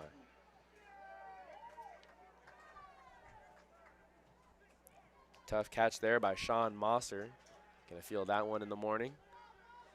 Empty formation here as there's no one in the backfield along with Mosey. Mosey takes the snap. Pressure coming. Oh, and his receiver wasn't looking back towards the ball. That was Brandon Flores who was heading up the seam. Mosey maybe was expecting him to churn for a back shoulder fade. However, Flores wasn't looking. Pass will fall incomplete. I'm gonna bring out the punt unit once again. It's their first time past midfield. They were only able to pick up 3 yards on a screen play and then a run play. There's a screen play and a play action play. 7 minutes now left in the fourth quarter. This one's going to go over the head. Still plenty of time to punt. Try to make a move, and he gets tackled down at the 28. So everything going Saddleback's way and nothing going Grossmont's way as the high snap over John Butcher's head. He, I think, thought the Saddleback defenders weren't going to tackle him as he tried to very nonchalantly sidestep the first defender, but the second defender was all over it. And he got tackled down at the 28. Very good starting field position for the Saddleback offense. Nicky Johnson's going to march out with Chase Christner as they're the two in the backfield. Josh Collins, the receiver, slot receiver here on the near side. Jenna Layla, the receiver out wide by the numbers. Johnson hands it off to Christner. Christner weaves his way to the left side and falls at the 22-yard line. Schroeder Ditch is the receiver over on the far side, along with tight end Josh Peichel, who's going to check out.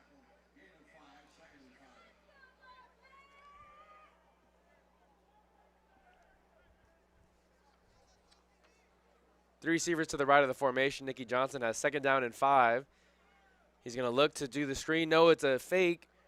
Try to send it towards the end zone. Johnson now going to try and flank it out to Ditch. Catch was made out of bounds, says the referee on that side. There is a flag at the 30-yard line as there was a big hit applied. Might have been a blindside block on one of the offensive linemen after Johnson left the pocket.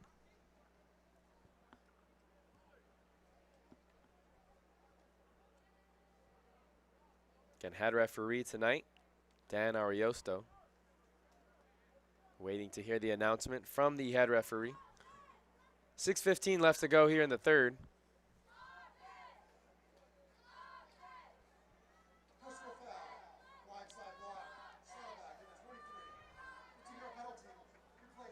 So it is a blindside block on Chase Christner, the running back, who was helping with the blocking scheme on that last play.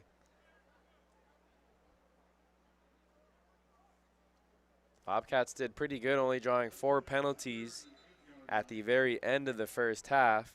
But that last penalty now puts them at 9 on the evening, right near their average. They're going to blow this one dead before it gets going.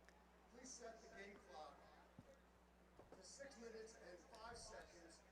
It will start on my line.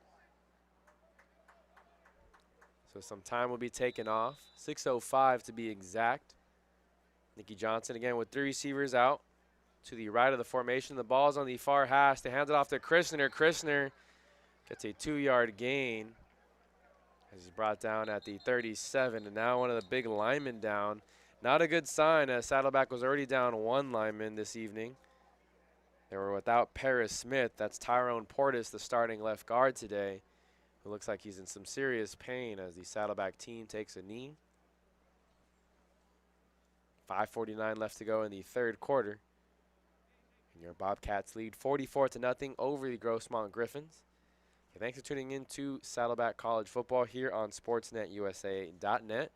Next week we'll have more Saddleback football for you on SportsNetUSA.net as the Bobcats will host Riverside City, the reigning 3C2A champions and the currently undefeated team in the National Southern Conference that is currently sitting in first place. So a chance for Saddleback to grab back control of the division and solidify their playoff chances next Saturday. Kickoff will be at 6 p.m. If you can't make it to the game, you can tune in at SportsNetUSA.net. Their last home game of the season will be November 16th against Mount San Jacinto. That's their last regular season game. And we'll wait to see after the conclusion of that one if Saddleback will play in a bowl game or in the postseason here in the Southern California region. Looks like they're going to bring a card out for Tyrone Portis. Again, he's a starting left guard here tonight for Saddleback. He's a freshman from Woodbridge High School from the city of Irvine. They were already without Paris Smith. He started at right guard, sometimes right tackle for the Bobcats offensive line. Getting the start at right guard today was Hunter Leenum. He's a sophomore from Fort Smith, Arkansas. We'll see who comes in as his replacement. Can hope Tyrone Portis is okay as he gets carted off the field.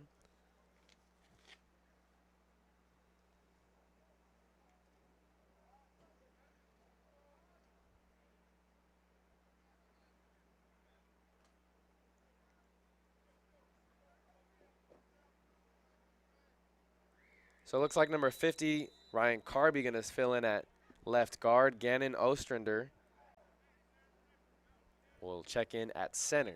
Carby moves from center to left guard. Gannon Ostrander will be the center now. So more time will come off the clock. 5 minutes and 42 seconds left to go in the third quarter.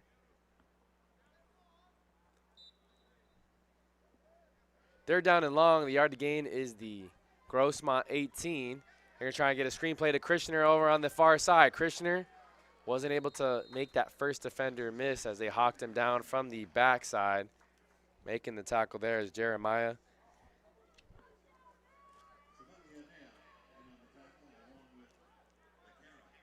Want to bring up 4th down and 12. Offense stays out there. Too long for a field goal, but you don't want to run out the punt unit as well. 2 receivers to each side of the formation. Nikki Johnson singling some hand signs to the sideline. We'll see what the play call is here. 15 seconds left on the play clock. Going to motion Josh Collins to the right side of the formation. Johnson now looking to the right side. He has a receiver, but he short hops him. Making the in-breaking route there and was open was Nicholas Genalela. However, Johnson was about a yard or two short on the pass, and it'll fall incomplete. A turnover on downs. A rare 4th down conversion not completed there by the Saddleback offense. And with 4:50 left to go in the third, Grossmont will come back out onto the field. Right now they have 12 players on the field, so 1 player is going to hustle off.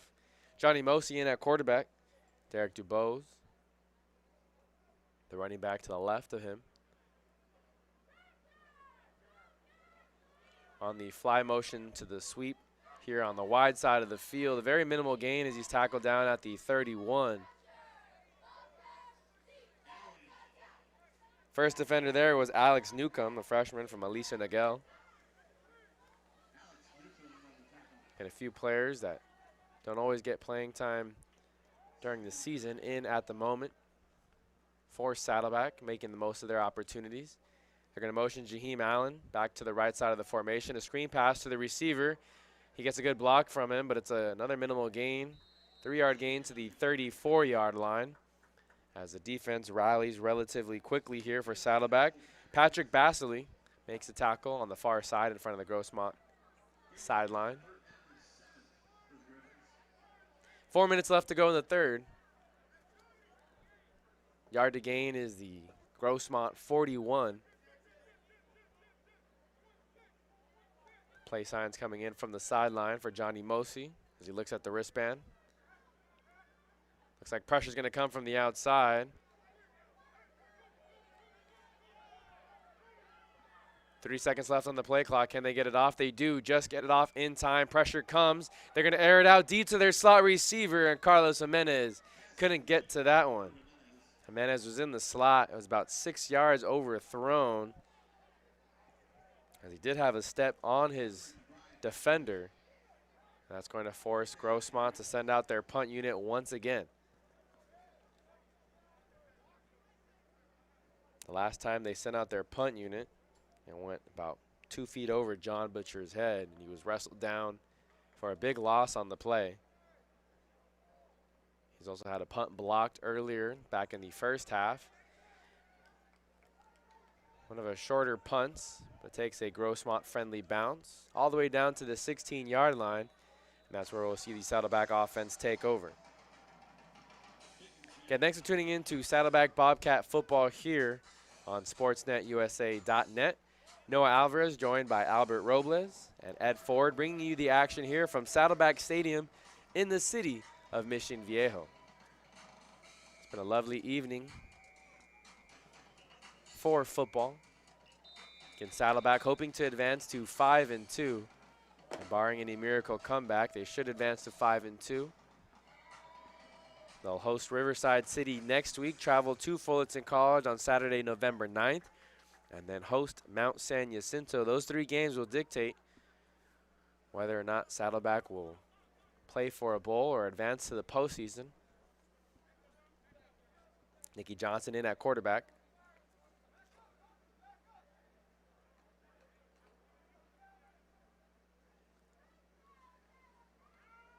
They're going to hand it off to the running back right up the middle. A couple players in at the moment. Kalele Pono Wong is the running back. It's actually not Nikki Johnson, it's Gavin Rogers. Gavin Rogers is a freshman from Crean Lutheran High School, standing at 6'2", 200 pounds. He's appeared in only one other game this season. 1 of 4 on the year. That pass that he completed went for 11 yards. That was the only pass he completed in 4 attempts. Hands it off to Wong, this time on the right side. A 1-yard gain to the 23-yard line. 3rd down and 5 coming up for the Saddleback offense.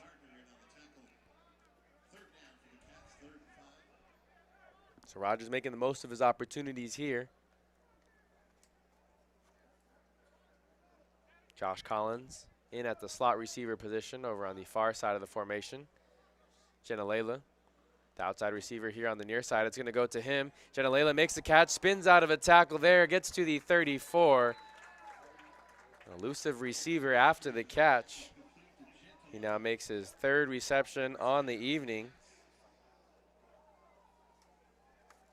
From Huntington Beach High School, as you see the reception and yards after catch gained on the replay there. 1st down and 10. 2nd completion on the season for Gavin Rogers.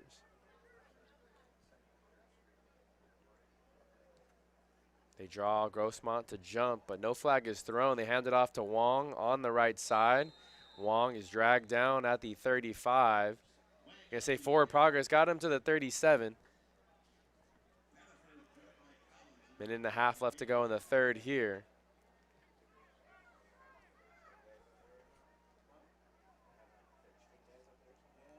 Also in at receiver on the far side, Nathan Flournoy, wearing number 84.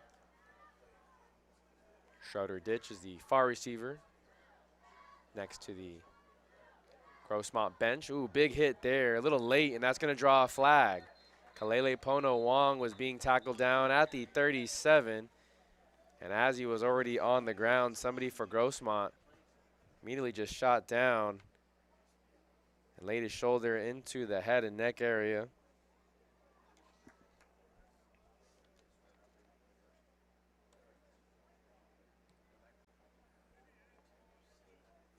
So the referees are going to talk about exactly what the call is going to be here on the near side.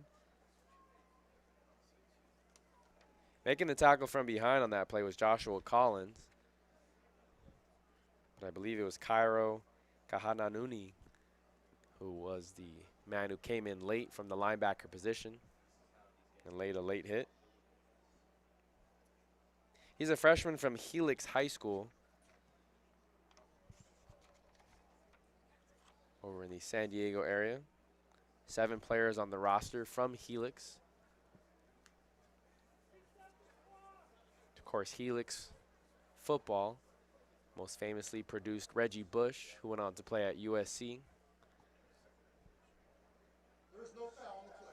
So they're going to wave off the flag to many of our surprises here, and you can hear some of the disgruntled fans in the crowd on the Saddleback side. Not too happy with the no call there. Just under a minute left. Wong's going to stay in the game. Collins now goes to the left side of the formation. More hand signs being thrown in. Grossmont going with the 4-man front, 4-man down on the line. And it looks like there's going to be an official who blows the play dead. Maybe to reset the play clock. think there's some confusion between the referee in the middle and the referee here, the line judge on this near side.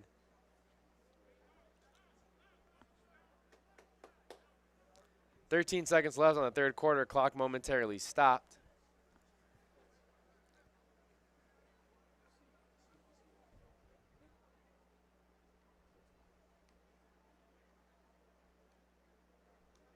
Now the head referee and the back judge will have a conversation. Please set the game clock to 25 seconds. We'll start on my Y. Third down.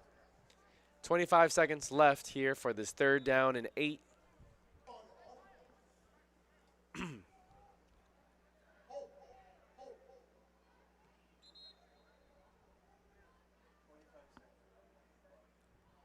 So they're just going to let it run to 25.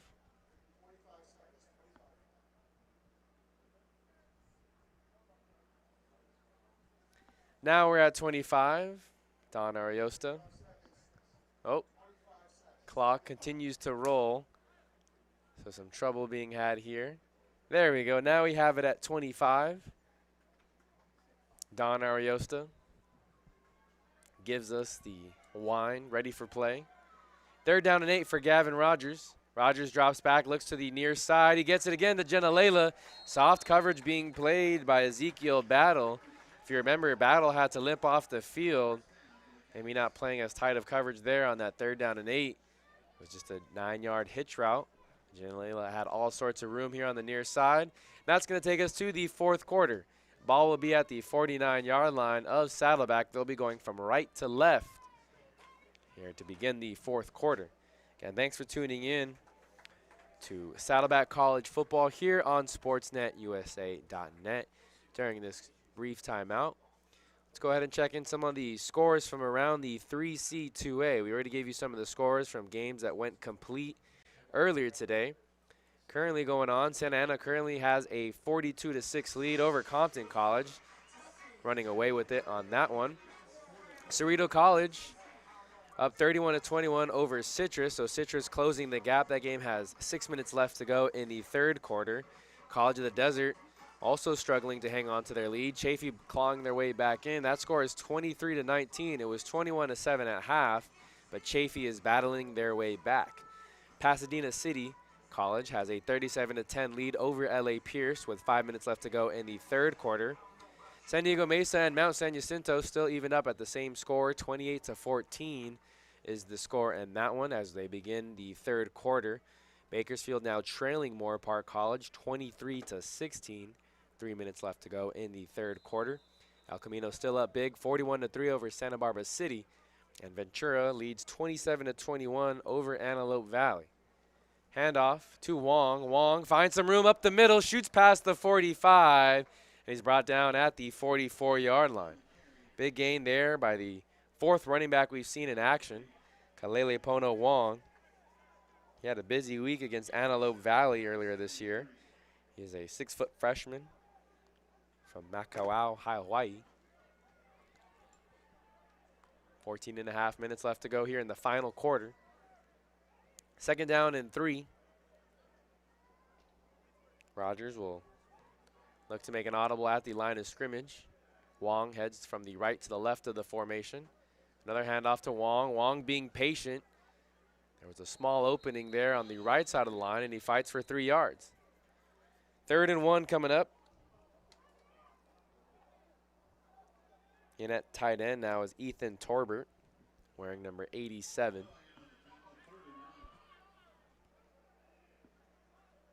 3rd and 1 coming up for Rogers. Ooh, one of the offensive linemen flinched.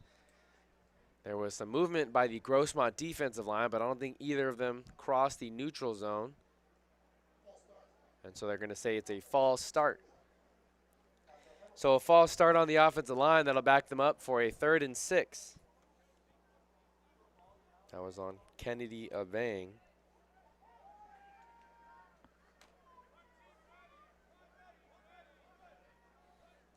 Third down and 6 coming up. 13:40 now left to go in the final quarter of this one. 10 seconds left on the play clock as Rogers continues to get his signs from the sideline. Now 5 seconds left on the play clock. Motioning Wong out to the right of the formation. Rogers tries to evade the rush. And there's two defenders that bring him down right at the line of scrimmage. It'll go down as a sack. Rogers did his best to get back to the line of scrimmage there as there's pressure up the middle. Rogers tried to sprint away, but once that second man came in on the tackle, there was nowhere to go for the third-string quarterback here at Saddleback College. And for the first time tonight, we'll see Dylan Sprang in the punt unit. We had not seen Dylan Sprang in the punt unit all evening. Saddleback has either punched it in or turned the ball over every possession they've had on the evening.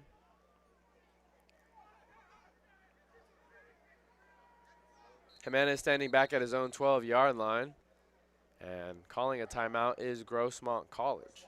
So maybe too many players on the field, or something that head coach Mason Mitchell did not like. And Mason Mitchell in his third year as the head of the Grossmont College football program. Previously was coaching at Mount Sac, one of the better football programs in the 3C2A. They're currently ranked number 1 in the latest 3C2A rankings.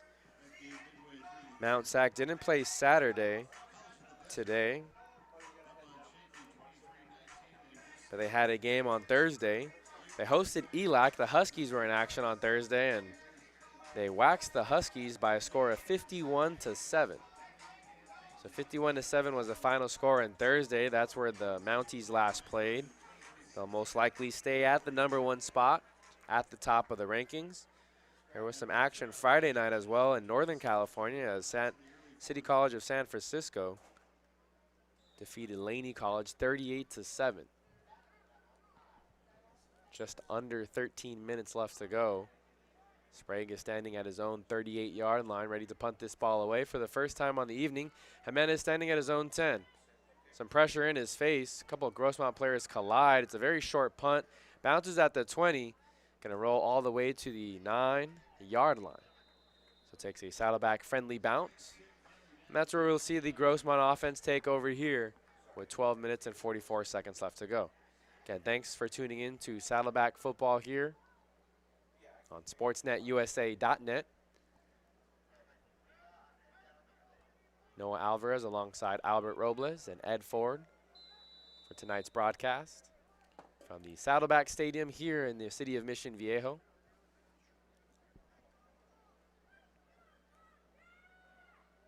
Mosi drops back, looks for a short pass, and that receiver was definitely thinking about the contact that was to come afterwards as he did not haul that in. That was Ashton Tomlinson. Tomlinson lets that fall incomplete. Again, Grossmont still only has 1 first down to show for on the evening.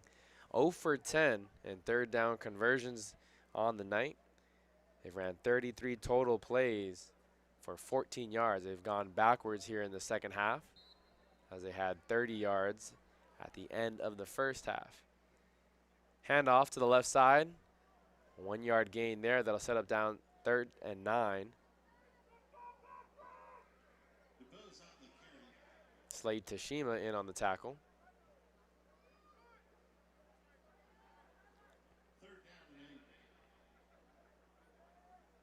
Third down and 8. They're going to say it's a 2-yard gain.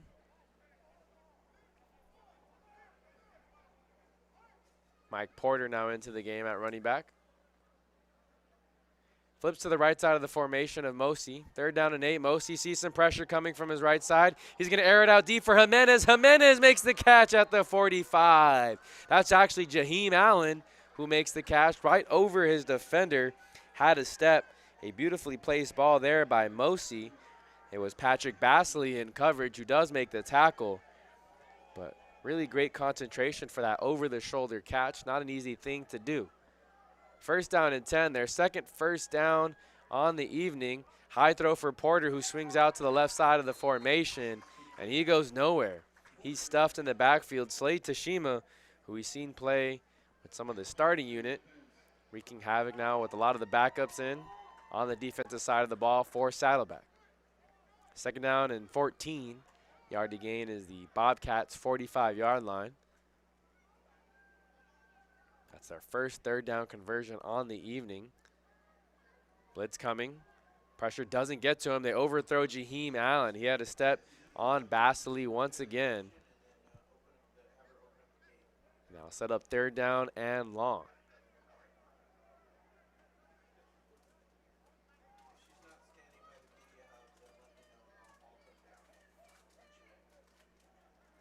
Porter's still the running back in the game. There's going to be 3 receivers lined up here to the near side of the formation as the ball's on the far hash. Carlos Jimenez, who was the leading receiver coming into the game with 14 receptions on the evening, he does not have a reception still to this point. He's in the slot over on the far side. He's going to look that direction, trying to get it to Jimenez. Not enough room on the sideline. It would have been short of the sticks, but it was about 2 yards out of bounds, and Jimenez had no chance to haul that one in. So the Bobcats have done a really nice job of keying in on the leading receiver here for the Grossmont offense.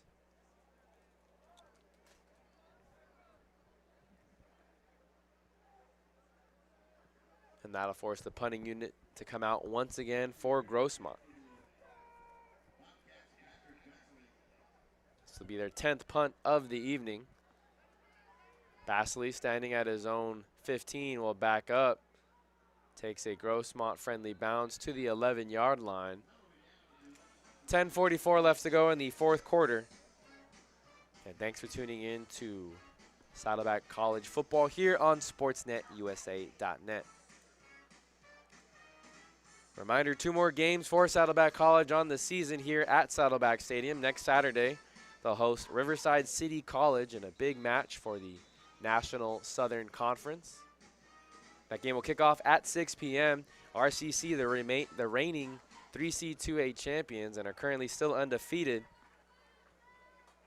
in the conference play. And then their last home game of the season will be the last week of the season, November 16th, as they host Mount San Jacinto College. Here's a handoff up the middle.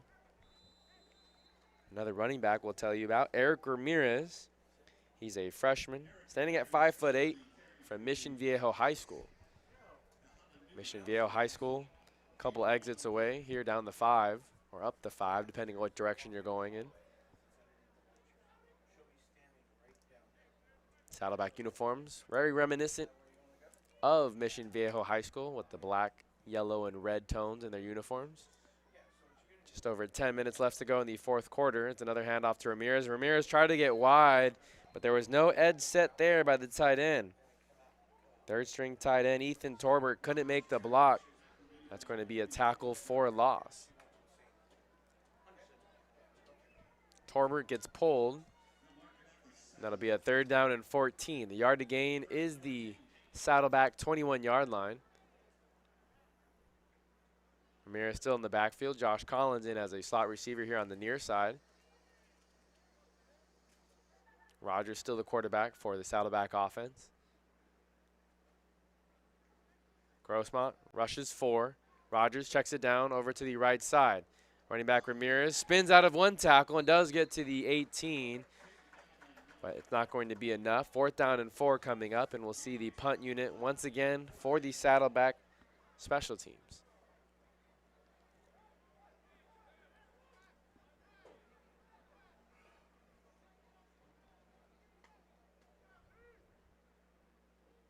And head coach Kerry Crabb, in his 4th season, will pick up win number 5 on the evening.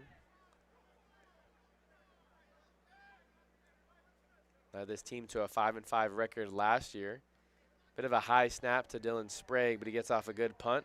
Carlos Jimenez backpedaling, catches this at his own 47. Tries to get past midfield, and he's tackled down right at the 49-yard line. Again, Jimenez hadn't received a reception all year, or excuse me, all season, all night. Saddleback defense has done a pretty good job of getting a chance to make something happen there on the punt return team. There is a flag on the play, and it's going to be after the play, so we'll see who it is on.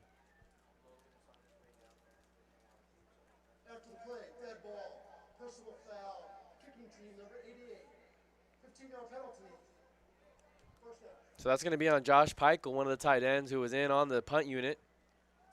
Personal foul after the whistle. And that'll give Grossmont great field position once again. And have yet to capitalize. They've been past midfield now 3 times.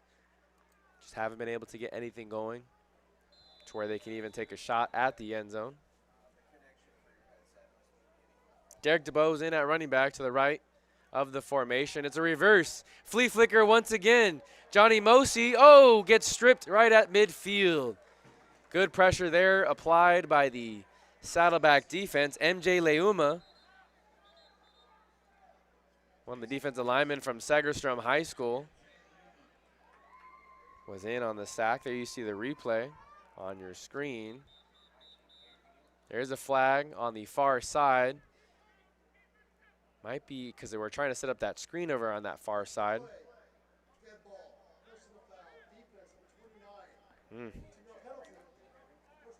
Again, penalties have cost Saddleback all season long, especially here at home. Both in the other games against Southwestern and Santa Barbara City, they have definitely been plagued by penalties. Cage McNeil with another personal foul.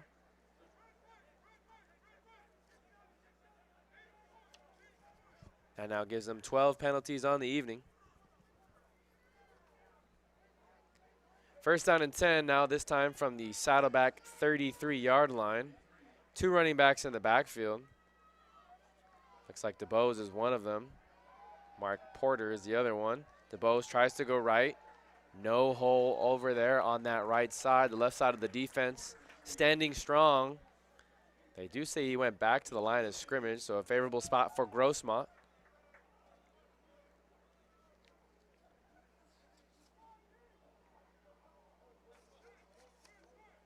And in at defensive tackle, the 3 down linemen, Michael Flores, MJ Leuma, and Mason Casey.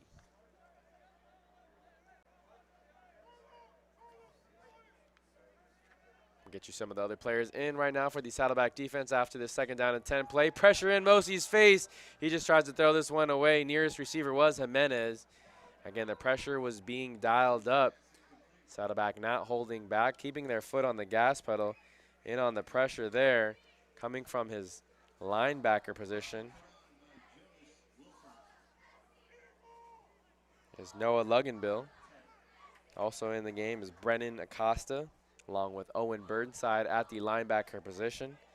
4th linebacker in is Jonas Wilford. Corner here on the near side is Justin Zeppa. 3rd down and 9 coming up. Mosi looks to that left side. A lot of space for Allen, but he overthrows Allen by 2 steps. Again, man in coverage is Bassley. They've been picking on Bassley, or he's been tasked with guarding Jaheim Allen, who's a heavily targeted receiver here for the Grossmont offense on the evening. Just over 7 minutes left to go in the final quarter. MJ Leuma will check out. Empty formation now, 3 receivers to the left.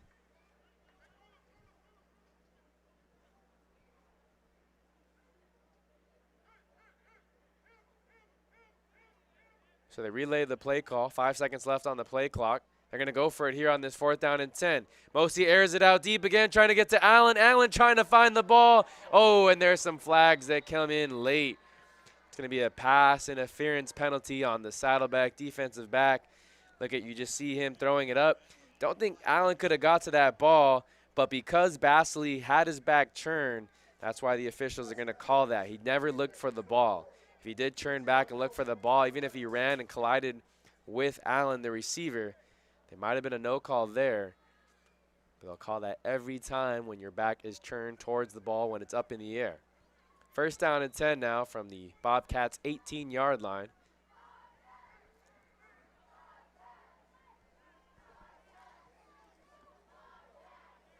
Grossmont has their best chance to score. They're in the red zone for the first time this evening.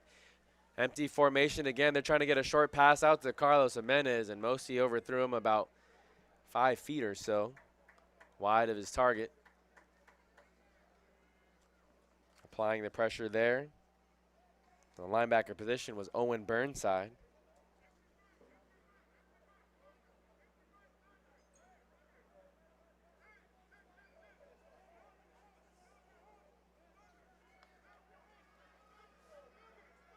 Empty formation once again on the 2nd down and 10. 7:03 left to go in the final quarter. Short pass to Allen. Allen falls to his knees to make the catch. It'll be a 3-yard gain to the 16-yard line of Saddleback.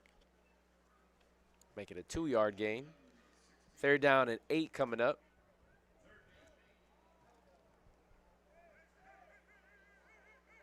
Jaheim Allen picks up his 5th reception, has 52 yards on the evening.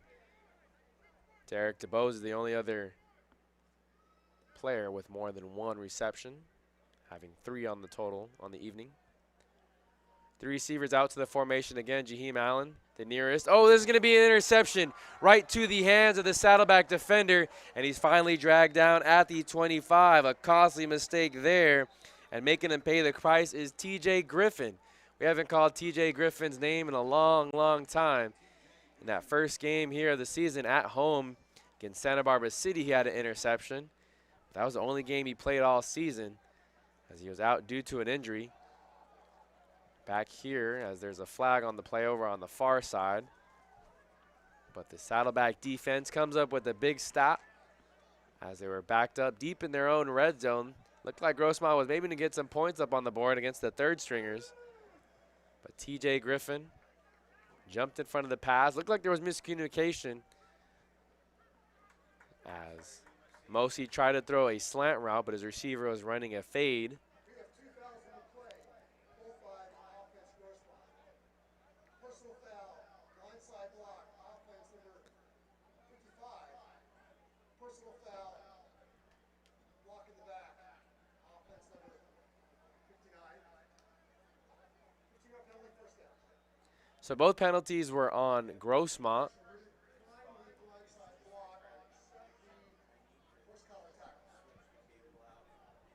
One was on the horse collar tackle, and there was a blindside block before the pass was thrown.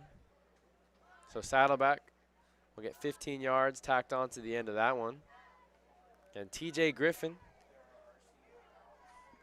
makes the interception. He's a freshman from Rancho Cucamonga, coming a long way here to Mission Viejo and playing football here at Saddleback College. 6:19 left to go in the game. Your Saddleback Bobcats lead 44-0. Neither team has scored since the 8-minute mark in the 3rd quarter. Gavin Rogers in the game at quarterback, along with Eric Ramirez, the running back, freshman from Mission Viejo High School. 1st and 10. They hand it off to Ramirez. Ramirez has a lot of room on that right side. Drags the defender all the way to the 48-yard line. A lot of depth at that running back position. Eric Ramirez looking like he can run the rock pretty well here. Checking out into the game is going to be Patrick Basily. And he's been playing defensive back most of the evening and all season. Maybe he'll get a handoff here late in this one. Motioning the tight end to the right side of the formation. It's a counter play to Basily. Basily, let's see what the defensive back can do. And he gets past midfield and gets enough for a 1st down all the way to the Grossmont 48. So Basily show he can do it on both sides of the field. Freshman from Dana Hills High School. Getting picked on at defensive back. Now gets a handoff there for a 4-yard gain.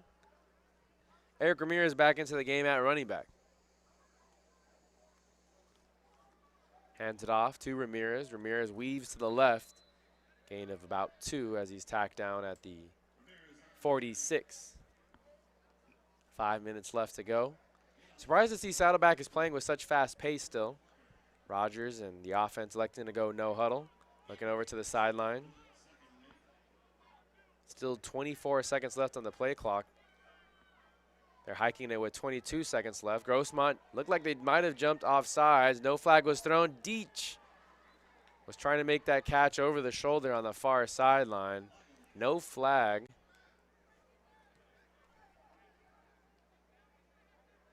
So that'll bring up 3rd down and 8.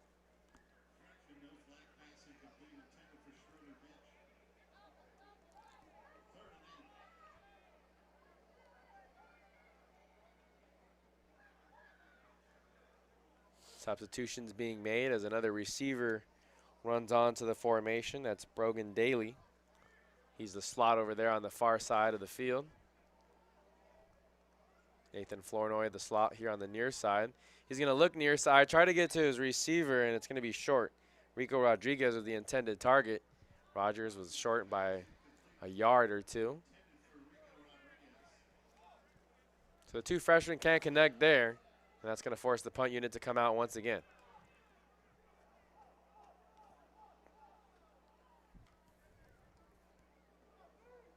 So we'll see Dylan Sprague for the 3rd time this evening. Carlos Jimenez will be back deep at his own 11.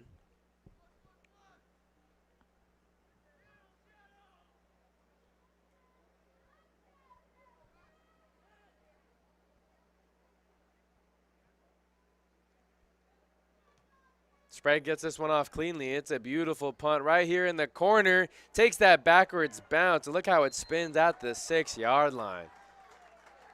So a coffin corner punt pinned inside the 10, right at the 6-yard line. Well placed there by the punter. Special teams. Big part of the game here, and while it may seem very minimal, Saddleback will need big plays from their special team units as they face the likes of Riverside City, Fullerton College, and Mount San Jacinto in the next 3 weeks.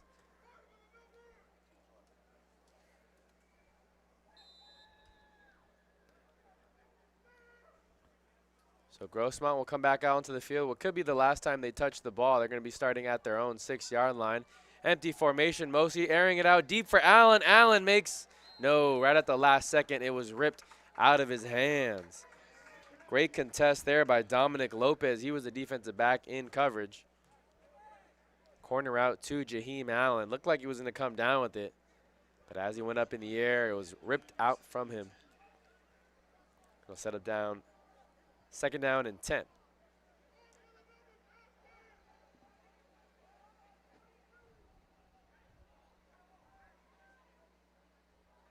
Empty backfield once again. It's going to be another short route. Caught. And big collision there as 2 Saddleback players run into each other. Looks like there's 2 flags on the play. They might be for the same penalty.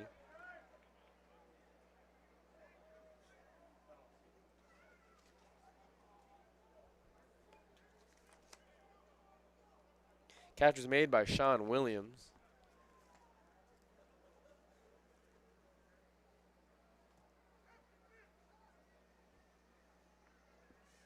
There's no foul in the play for horsepower tackle. Okay. So what looked like a horse collar tackle does get waved off. No flag. 3rd down and 5.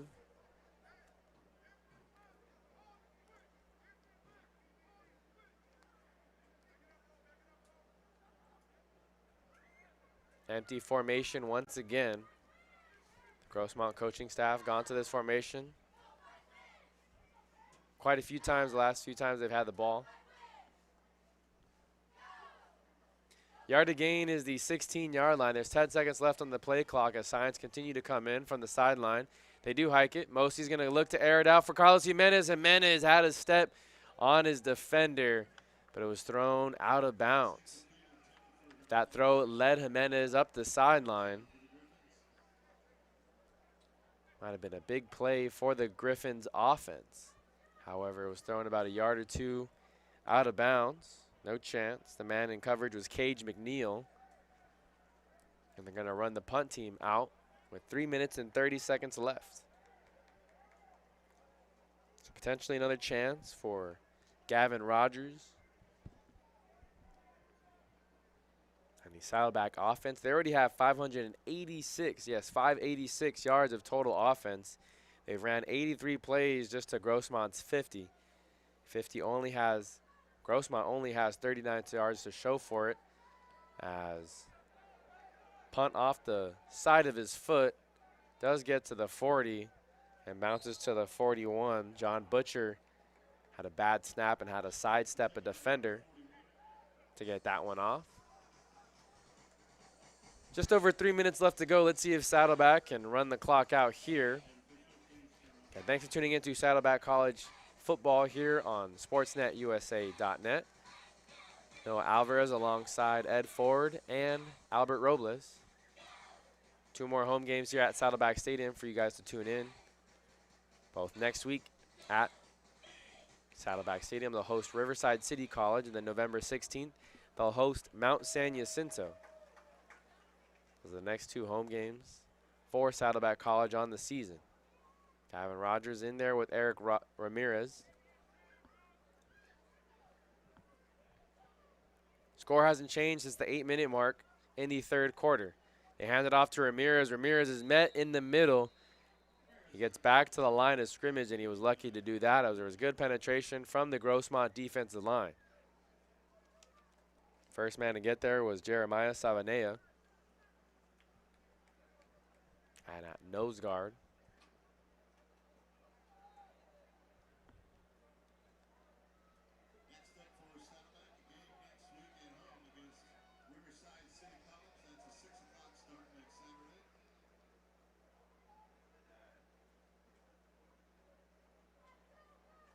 tight end motions to the left side of the formation, and some confusion there on the handoff. The play is whistled dead as Ramirez did get the handoff and was nearly tackled. But one of the offensive linemen flinched before the ball was snapped. So that's going to be a false start penalty.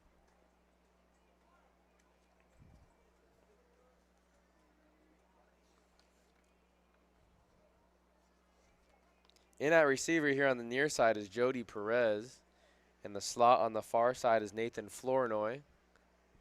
Looks like Rico Rodriguez is the outside receiver on the far side. And Torbert is the tight end in motion. It's a handoff to Eric Ramirez on the left side. There's a big hole on that left side, and he gets chopped down at the 41. So back to that original line of scrimmage for Ramirez and the Saddleback offense. He walks kind of gingerly back to the huddle. And that'll take us to the 2-minute timeout. So 3rd down and 9 coming up. Bobcats have to get to the 31. And thanks for tuning in to Saddleback College football here on sportsnetusa.net. Let's go ahead and check in on some of those scores from around the 3C 2A.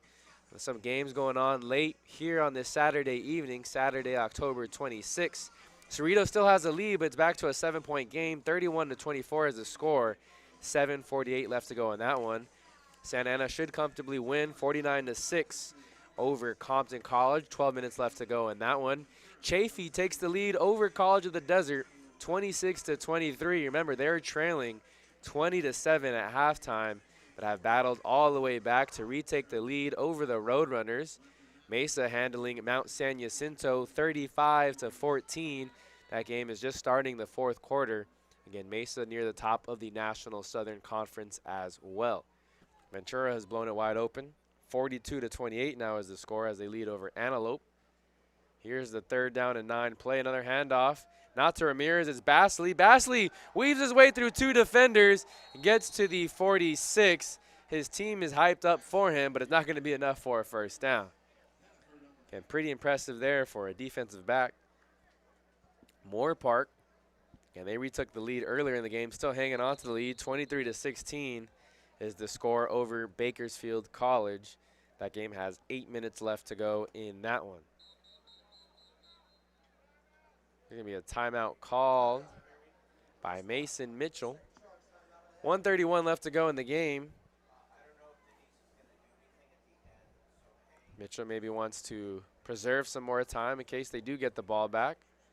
It's a 4th down and 7 coming up for the Saddleback offense. Kind of they're in that no man's territory. They don't want to punt it away, but they also don't want to attempt a field goal. There you get a good shot of the Saddleback offense huddled up. Again, Kerry Crabb in his 4th season as the head of the program will be getting his 5th win on the season. He's a 6th head coach in program history. He spent 15 seasons as an assistant under head coach Mark McElroy, who had been at the head of the program since 1999.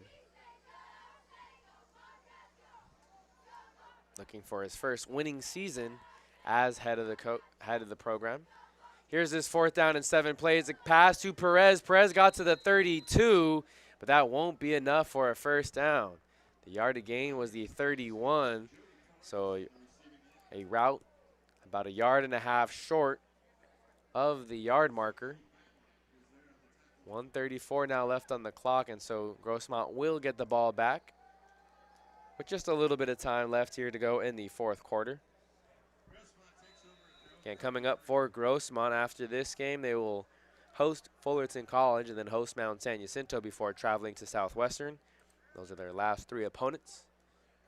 While Saddleback will host Riverside City next week, go to Fullerton College, and then host Mount San Jacinto for the final week of the regular season. One player runs onto the field late for Saddleback defense. That's Max Grady. Johnny Mosey trying to find somewhere to go and just eventually slides down in the backfield at the 26.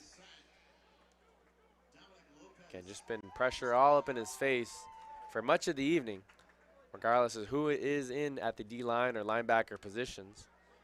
Bobcats having no problem getting into the backfield.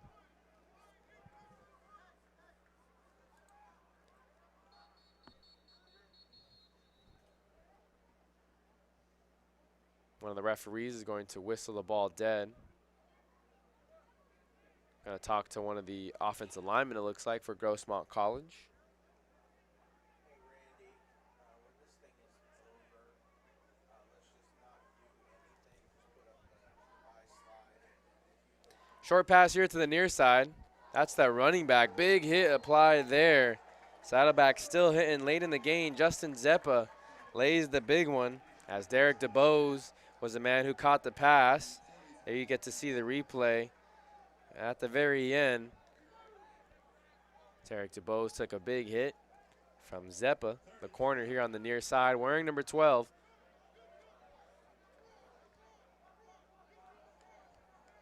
Third stringers having some fun too here on defense. 3rd and 12 coming up for Grossmont. They're going to air it out deep once again. Tomlinson had no room there. Sitting on top was Justin Zeppa, a corner. 11 seconds left. 4th down and 12. If they go for it, it might not run us all the way down to 0.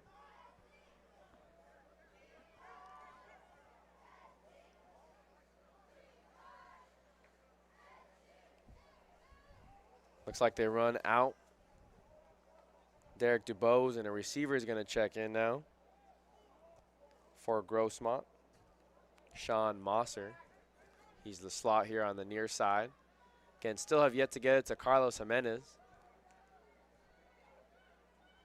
Mosey looking over the middle, throws it right to the defense. Basley now at midfield, passes the 40, has some blockers in front of him. Look at him running with attention as the clock expires. Can he get it to the end zone? Oh, he falls down to the 1 yard line. The clock hits 0. Basley was trying to find the end zone. He got all the way down to the 1 yard line. Here's a replay for you folks. Again, a lot of good blocking up ahead, for also just good running by Patrick Basley. He took some handoffs earlier in the game right now in the 4th quarter. Had the quarterback to beat. He put his shoulder out in front of him. And, man, maybe an inch or two away from the end zone. If he maybe just extended the ball out as he was falling, he might have been in for 6. That's going to do it here from Saddleback Stadium. Your Bobcats come out on top by a final score, 44-0. Again, everything went right for the Bobcats today as they get back on track in a big way.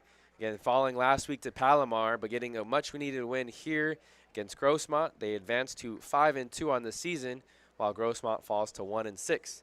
Next week, we'll have a big game here at Saddleback Stadium as they'll host Riverside City College. That game will start at 6 p.m. You definitely don't want to miss it as the reigning 3C2A state champions come to Mission Viejo. For Ed Ford, Albert Robles, I'm Noah Alvarez saying thanks for tuning in. We'll catch you guys next time.